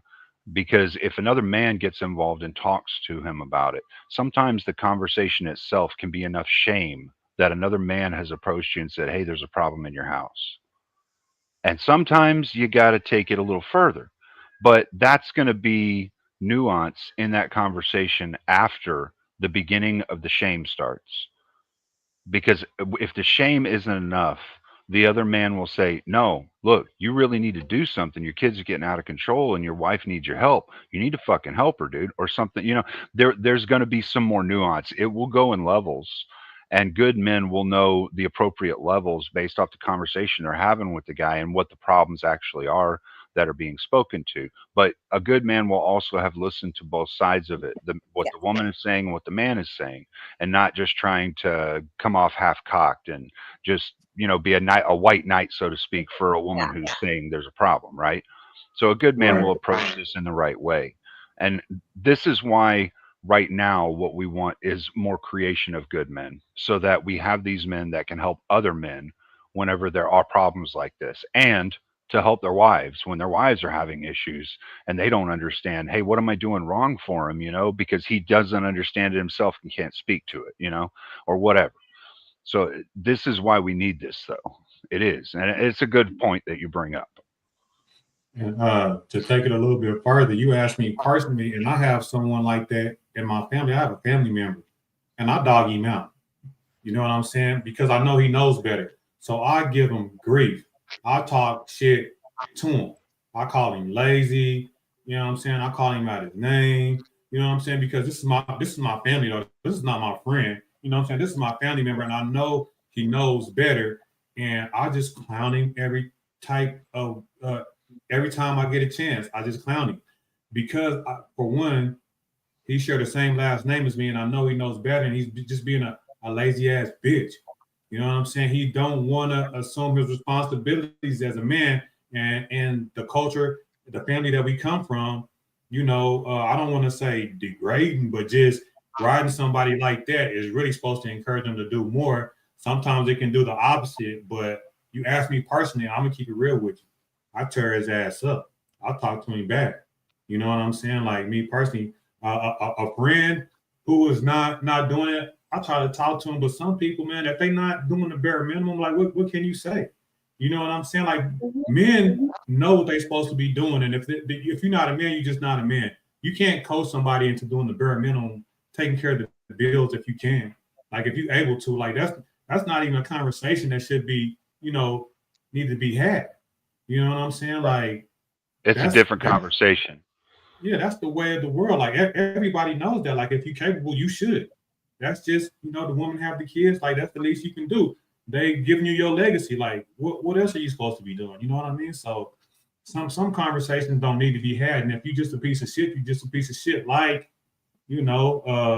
Casper, whatever his name is. I take it back. No, I don't. I gotta use the restroom. I'll be back. I bring it up because I think that this is something that has become a lot more common with the pushing of a more toxic side and form of the red pill. I've seen a lot of men who hesitate to get involved with other men and check what they're doing, and check them in the sense of be like, yo, that's not right, that's not cool, don't. Now you hear from a lot of men that are like, if I was walking down the street and some guy smacked his chick, I'm not going to get involved because I'm worried about, I don't know what's really going on or whatever. And I think that more men need to hear this from other men that, no, we need to be holding the standard as men one to one another. So that's why I bring it up. I agree, and I think that, like I said, there's nuance involved in each situation, but the thing is, like Dee Dee said, there are some men that there's a different conversation that needs to be had with them, and so when you approach someone like that, you have to kind of assess whether or not you're the right man to have that conversation with them, because it may be that you won't have the desired effect. You won't have the effect of making them wake up and realize they're hurting their own family in some way or whatever, like you may not be able to be that guy for them. So there may be someone else that needs to be having the conversation with them, or helping them break down what it is that's wrong within their own head, helping them come clean with whatever problem it is they're having, or and this is the thing about how men always used to help each other in the past, is like within groups of men. I mean, we could fight, we could cry, we could bleed, we could whatever, obviously we didn't cry a lot, but but like we had these conversations within groups of men. The thing that has changed this dynamic, though, for us in modernity is that within groups of men, there will be women that will come in that do not necessarily have the best mindset towards what's going on. They feel what we're doing is wrong. Yeah. Like a group of guys says, hey, man, your wife and kids have been sitting at home. You've been screwing around on your wife. There's 5 of us here. We're going to throw you a beating. And they throw him a beating. And he figures out, you know what? They're right, man. I've been fucking up. Well, woman enters that situation and says, oh, no, this isn't right. Those 5 guys go to jail. That guy is reaffirmed in what he was doing wrong and goes back to it. And you got 5 good men in jail for doing what they should do societally to turn that man around. And this is kind of the problem with that we have right now, is that because there are some women that come in and say, I feel like this is wrong. I don't fucking care what your feelings are. What we're doing here as men, you need to step the fuck out of. Amen. And that we need to be able to say as men, and we're not allowed to right now. And we need to change that shit. Oh, I couldn't agree with you more. I'm not giving no unsolicited advice to a man. The only advice I'm giving to people on how to be a man is my children, my sons, right? Now, if a man comes to me and say, brother, I'm having this type of ordeal in my relationship, I feel like it's my duty to give him the best advice that I can. But I don't go around trying to tell men how to be men, because for one, like, men get offended. You know what I'm saying? Like, you can't go up to no man that thinks he a man and be like, hey, You fucking up in your relationship. You don't, man, I don't do that. Now, if you come to me, that's a different deal. I feel like I can kind of help somebody that comes in, comes wanting advice, but you try to like give unsolicited advice to men, they're not going to hear it. They're going to tell you to stay out of their fucking business, and they're going to be willing to fight you. Like, you're in my business. Get out of my business. That happens. So, like, if my friends come to me, yeah, we have those conversations, and I might be feeling some type of way. I go to a friend, and solicit some advice. You know what I'm saying? But unsolicited advice to men, that's what I'm doing right now on the internet. And if they want to pick it up, it up. And if not, so be it. But if they pick it up, they're soliciting it, so it's fair then. But see what Dee just said is exactly what I was saying, where it's like it's conditional for the man in the situation to know whether or not he's the appropriate guy to be approaching that situation. If that's your brother you're talking to, if that's your best friend you're talking to, that may be the appropriate time to be like, hey man, are you all right? Is there, having a conversation. And there may be times where that's appropriate. There may be times where that's not appropriate. But as men, it's up to us to try and navigate that with each other. And if we cross the line, the other guy's going to let us know we're crossing the line. We check each other. Absolutely. That's how we're supposed to behave. Absolutely. So, and I think that like a big thing, and again, like the primary reason for bringing it up is because it's like we do have these men who are like seeing it. They're seeing it, they're hearing it, and it's like you said, a woman, you guys were saying, a woman should go to his father, go to his brother, go to his friend, and that can even come across with the wrong guy. That can come across so badly, even for women in some circumstances where it's hard to even go to their families, right? But there's a lot of men who are seeing these men who are, doing bullshit stuff like right out in the open because, well, there's this whole ideology that's being pushed, and they take it, they twist it, and even just the twisting of the ideology, I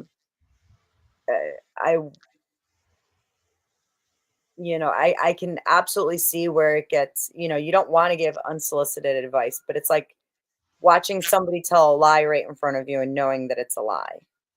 Well, and like what Dee was talking about, like that was a specific situation where, like, I don't know if I'd give unsolicited advice to somebody I don't like. Like I'm sure if it's his brother, like he said, he clowns on his brother because he knows he's doing some wrong things, right? That's unsolicited advice, but you know what? He does it because he knows it's going to help him. And so that's why I say, like, as men, it's up to us to know how to navigate and help other men. But the real thing that I think you're speaking to is a deeper problem that we're going to have to figure out what we're going to do about later on, probably in about 6 or 7 years when the pendulum has swung back. So we have this thing going on right now where there's a split, there's a duality within men, right? There's men that are good. They're trying to do what's right. They're trying to rebuild men. They're trying to, and all that stuff. Then we have this duality of the other side of men where they're fucked, right? And so my mom asked me this. My mom asked me this question. She said, what do we do about all the people who have just been brainwashed and they're unfixable? I said, well, we have two options. And these are the only two options we've ever had throughout all of human history. We either kill them or we feed them until they change. And if they don't change, we let them die. But either way, they die off. Yeah. So we have two paths, but the end item is going to end up being the same. And there's nothing we can do about that for those few that won't change. But I would say my personal belief is that we should try and still try and take care of them, show them by example what the fruits of what you get from doing good and being a good man. They'll see that, they'll want it, they'll be jealous of it, they'll want it, they will desire to have that. And at some point there will be a man that will enter their life that will teach them better, that will be able to break through that wall, or there won't, and they'll die unhappy. And that's okay too, because one way or another, good wins in the end. Yeah. Well, I appreciate you guys giving the input, because it's like I said, I think that that's something that more men need to hear from one another. It's just a matter of, it's like, yeah, look, it's not necessarily, the whole mind your own business thing does need, I don't know. There's some circumstances where, yeah, it's Yeah, you should. Ignorance of good men is a dangerous thing, right? That's what I was about to say. I have almost gotten to fights with my own family members from trying to, give constructive criticism and also like stepping in when things are getting like hostile, abusive. You know what I mean? Like I have stepped in between, family members and a woman, and damn near got my ass kicked. You know what I'm saying? So it's just like sometimes you just can't do that. You know what I mean? It'd be better to like maybe call the police or what I mean? Because in the moment, don't know even during that. Once no other man jumping into their relationship issues, especially if it's that extreme. Matter of fact, just last week, right? Last week, I went to my cousin's apartments to go visit him. We in the house, we hear some screaming and yelling going on back and forth. Walk outside, a guy getting into it with his child's mother, and another neighbor standing in between them. The dude and the girl dispersed, and so the dude started getting onto the neighbor, was getting into his business. The neighbor was like, "Hey man, I'm not gonna let you put your hands on her. It ain't none of your business." Well, whoa. What happened? I had to break it up. I almost choked the dude unconscious. I had to stop him from. I'm 42 years old. You know what I'm saying? That was the first time in a long time, but I swear to God, this was the other day. Like this was last week. You know what I mean? Yep. So, See, I think you approached that the right way. You try to calm him down, and if you can't calm him down, put him to sleep for a second. When he wakes up, he'll calm the fuck down. No, but I mean, that's as men, that's what we should do when it starts getting out of control. We should take the man, and the women in the area should take the woman, get them the fuck away from each other. When they calm down, let them reapproach and talk then. But I was the bystander. I didn't put nobody to sleep. I stopped somebody from getting put to sleep. You know what I'm saying? and the dude that was the baby daddy or whatever, he was like the aggressor. Like, you should have stayed out of my business. And he was putting his neighbor to sleep. And I was right. Yeah. So, I just kept it from being, it could have been worse than what it was. But, it's just like, and that's just an example, just to let you know, like, men, it's hard. Yeah. It is. It is. You're right. And when it comes to women, I find that it tends to be the opposite. That it's like, nobody likes to give unsolicited advice, but the thing is, women will continue just doing these shitty things unless shame is more powerful. Seems more powerful with women in some situations, and there hasn't been enough. There's been a lot of men telling women what they should do, but more women need to hear it from other women, because that's the only way that the shame works, because that man don't know nothing. Yeah, and I think that's another example of where women and men operate a little differently. Like, as men, we know that if we're in a heated discussion, sometimes we can get out of control. And so when we approach another guy that's getting out of control, I mean, we should be trying to, affirm him in the way of like, hey man, this ain't worth it. This ain't worth it. I don't care if you're right or wrong, but you don't need to go to jail for this shit. Let's just back away and calm down a minute. Come on. Just calm down. That's how we should try and diffuse it, is just try and get the guy to calm down. That way they can have the conversation another time when they're calm. And as women, y'all are going to handle the women a little differently, because men get violent, women get wordy. Men destroy each other's faces, women destroy each other's reputations. So it's like, you got to keep her from doing that while we're keeping him from killing her. You know what I mean? Absolutely. And and it comes down with women, the spectrum of things that they need to be called out on is so much more vast, right?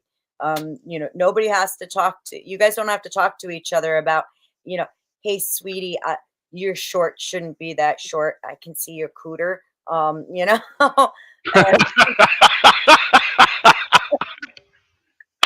That's fucking awesome. I love it.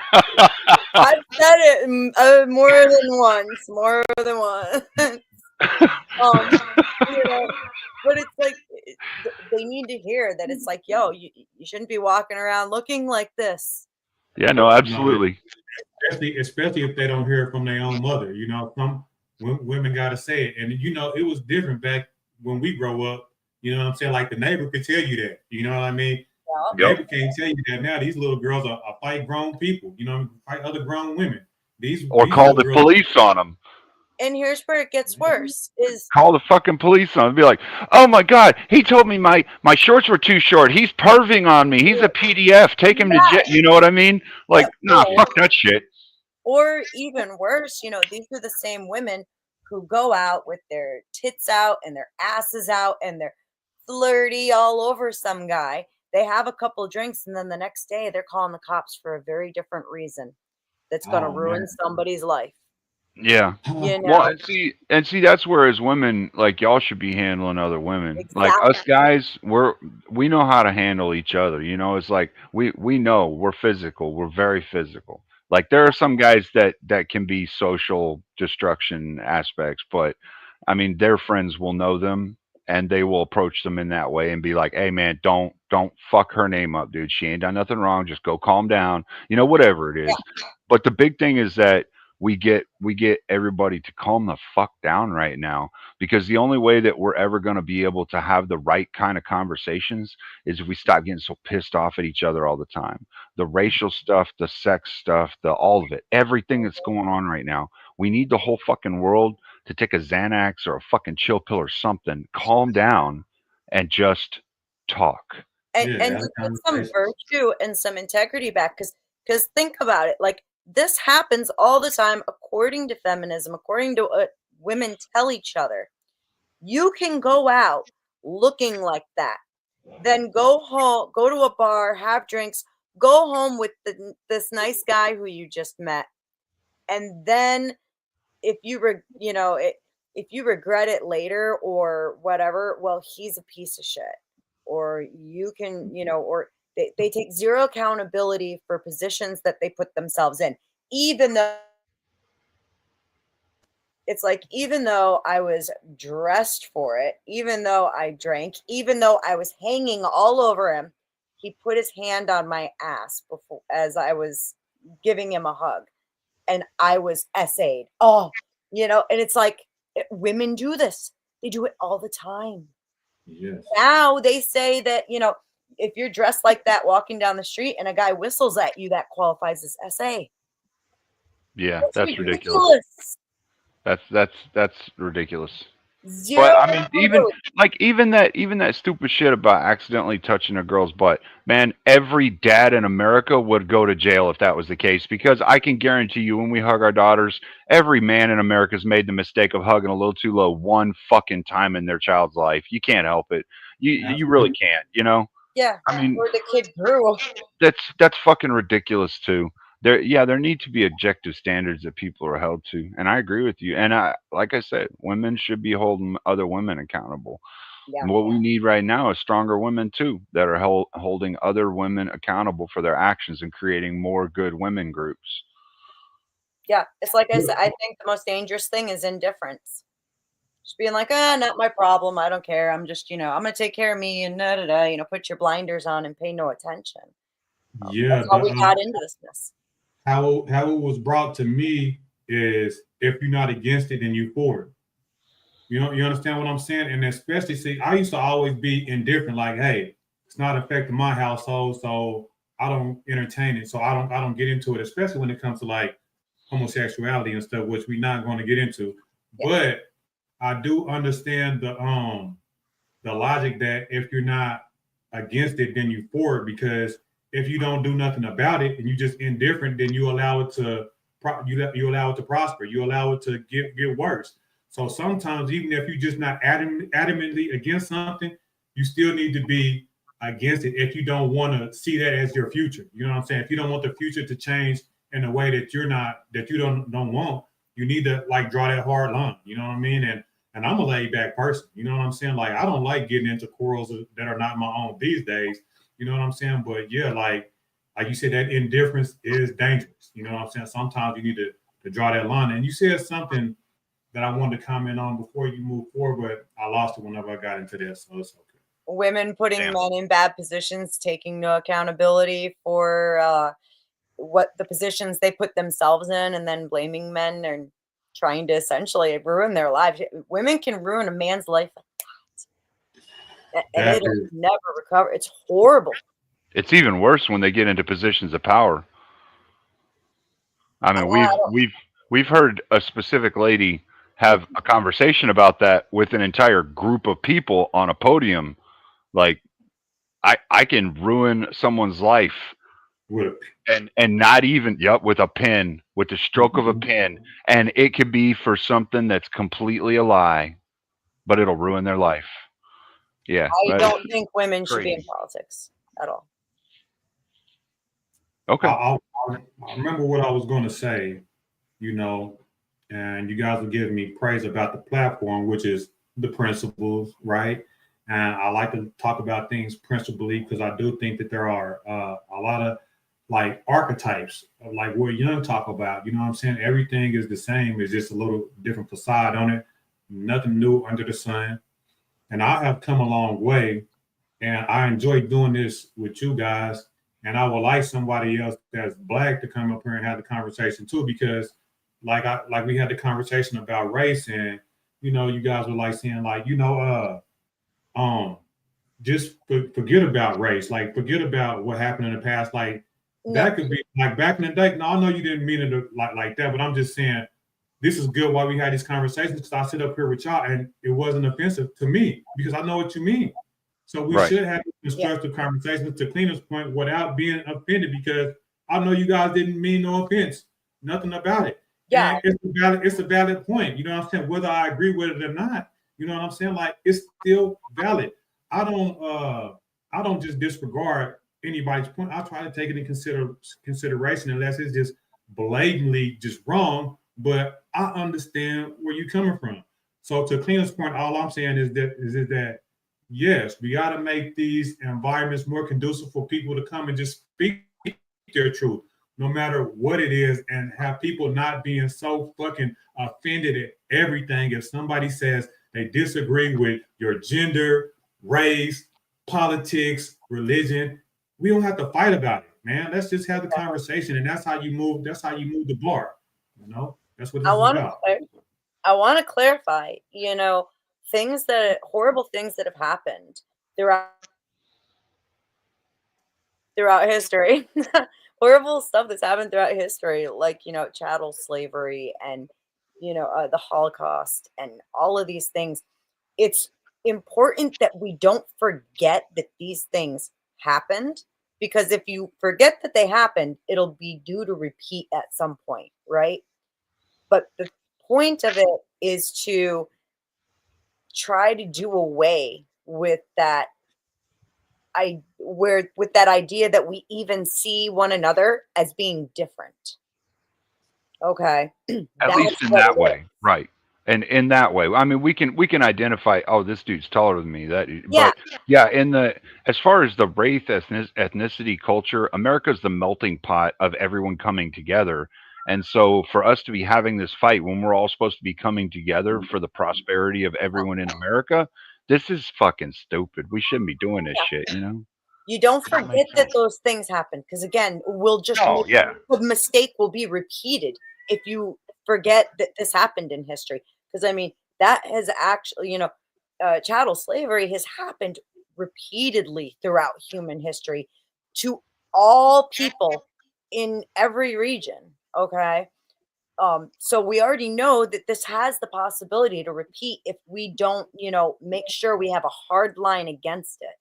But Right. then it's like, I don't ever want my children to look at someone and be like, you know, yeah, it's like you said, taller, different color hair, whatever. That stuff is stupid, right? They're a human being and I'm a human being. And that is the connection that needs to be emphasized between all of us across the board. Yeah. That's my opinion on it. Yeah. We're in a different age now. we're in the age of technology at this point, and we are advancing quickly. And there is no reason that at this point we haven't done away with racism and Exactly. ethnicism and culturism and all these things that people decide to hold against each other. When we come to America because we want to prosper, we want to build a family, and we want to do it someplace we can be free. Yep. And I mean, these concepts negate freedom. So we have to get rid of them. It's a perfect point because it not only does it negate freedom for the individual who's experiencing it against them, it actually, impacts the freedom of the soul of the person who's doing it. They don't Everyone realize around them as how well. much they are oppressing themselves by having those feelings and those thoughts. It's like I don't know. That's probably why I can't I can't I don't know it's beyond me. I can't get my head around how people can be that way. Did you have some other points? Did you go through the list? We good. I know you've been on for like 4 hours. No. But I don't think you guys commented on the white nationalist aspect. Did you guys say anything regarding? I think we went somewhere else when I brought that up. Yeah, I came in on the tail end of that. So what was can you pose the hypothetical for me real quick so I can understand it?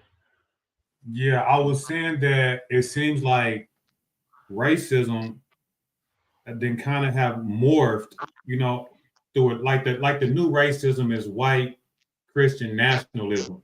And I say that because they have this ideology to where it's us against everybody, and we're willing to kill and steal and do whatever we have to do in order to manifest this Christian nation.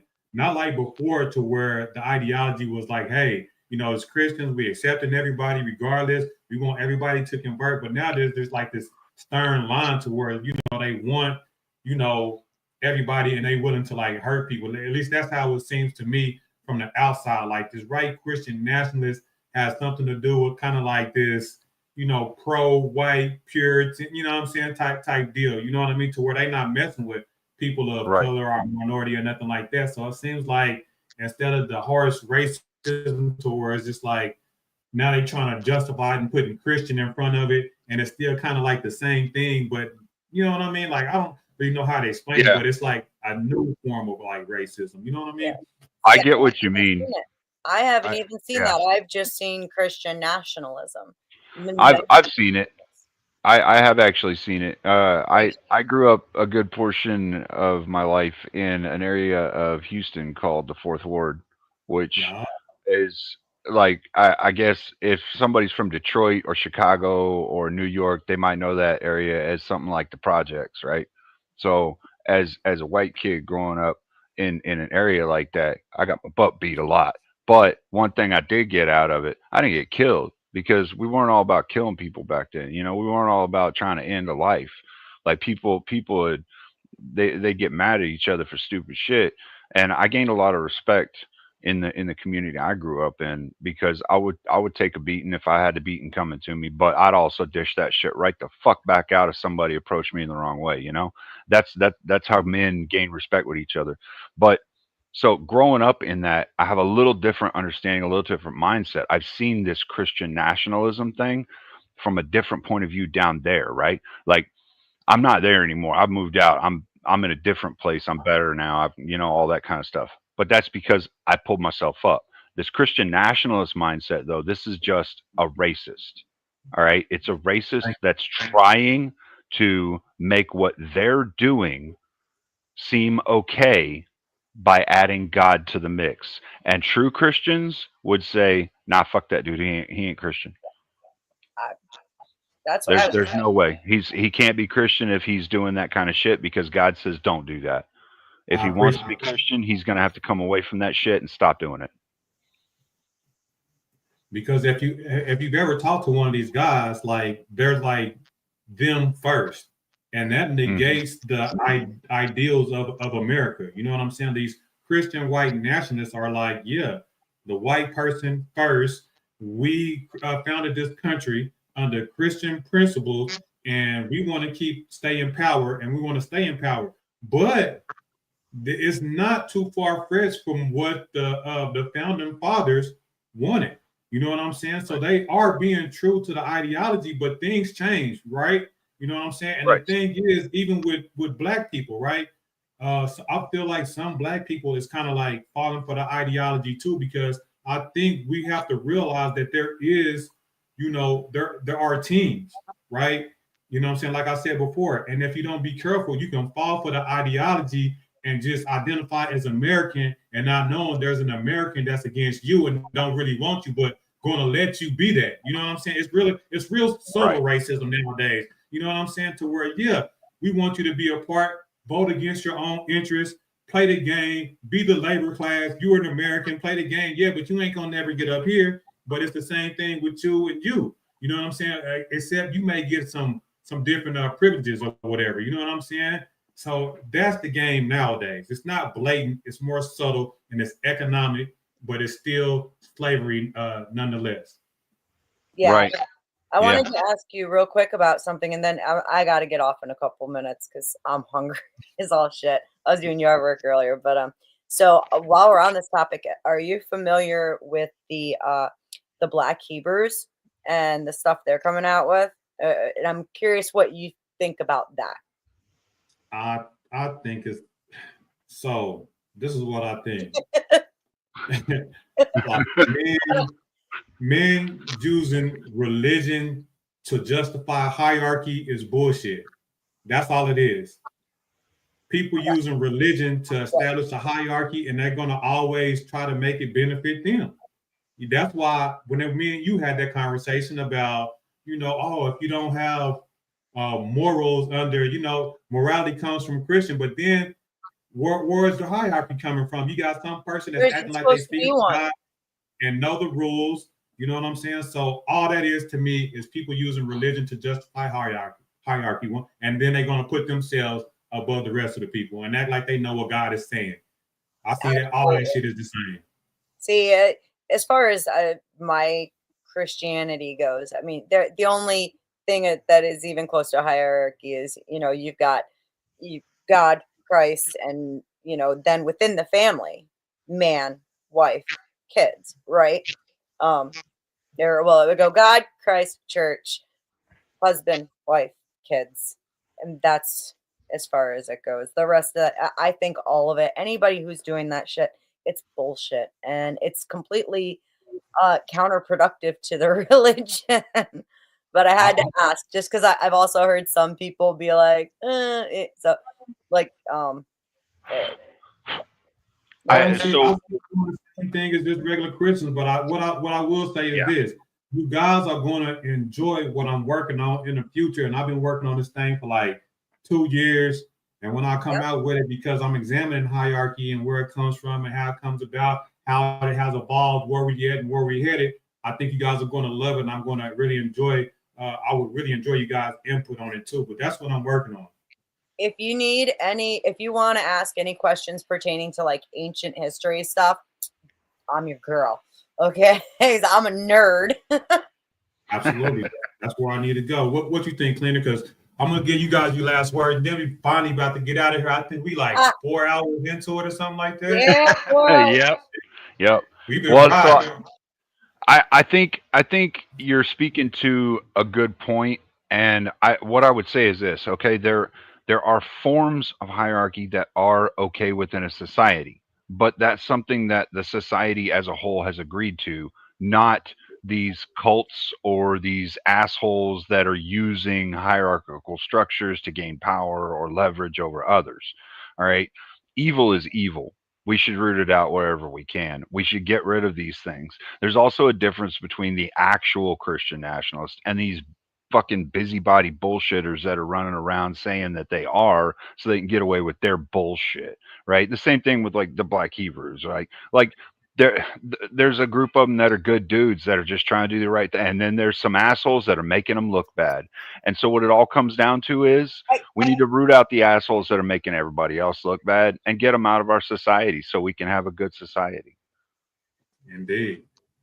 So we're going to wrap it up with that. That was well said. And that's my whole deal with my soda principles, right?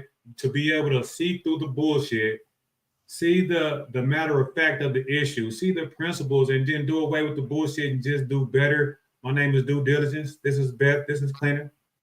Peace. I'll catch you guys later. Have a good one, bro. Have a good night. Yep. It's been fun, Yep. gentlemen. Absolutely. Let's do this.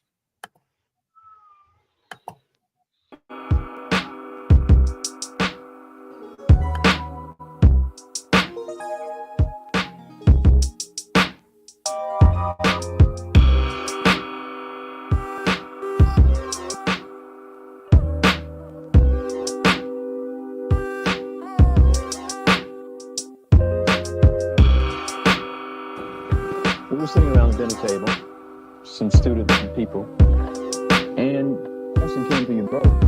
Well, wait, this now, you guys may not believe in God or something. I am married to an ex-nun, an ex-Roman Catholic nun. I drive her to church. 35 years we've been married a few days ago, and I drive her to church on occasion. I'll go in and listen. I'll go to the mosque. I'll go to the Buddhist temple. I go to anybody's religion because religion is a belief. Nobody has it. Now, you ask if I believe in God, you must first explain, because I met the guy that robbed my house, believed in God. He had a big cross on his chest when they caught him and down at the precinct. He believed that would stop him from robbing my house. Believing in God won't make you good or bad. The Ku Klux Klan believe in God. The one thing that they say that they have established a religion to protect the name of Jesus. So this is the whole philosophy. Most of the people in the Bible Belt will cut your throat for being black. Did the Bible stop them from being racist? No. That don't mean a thing because you believe. You believe in your behavior through the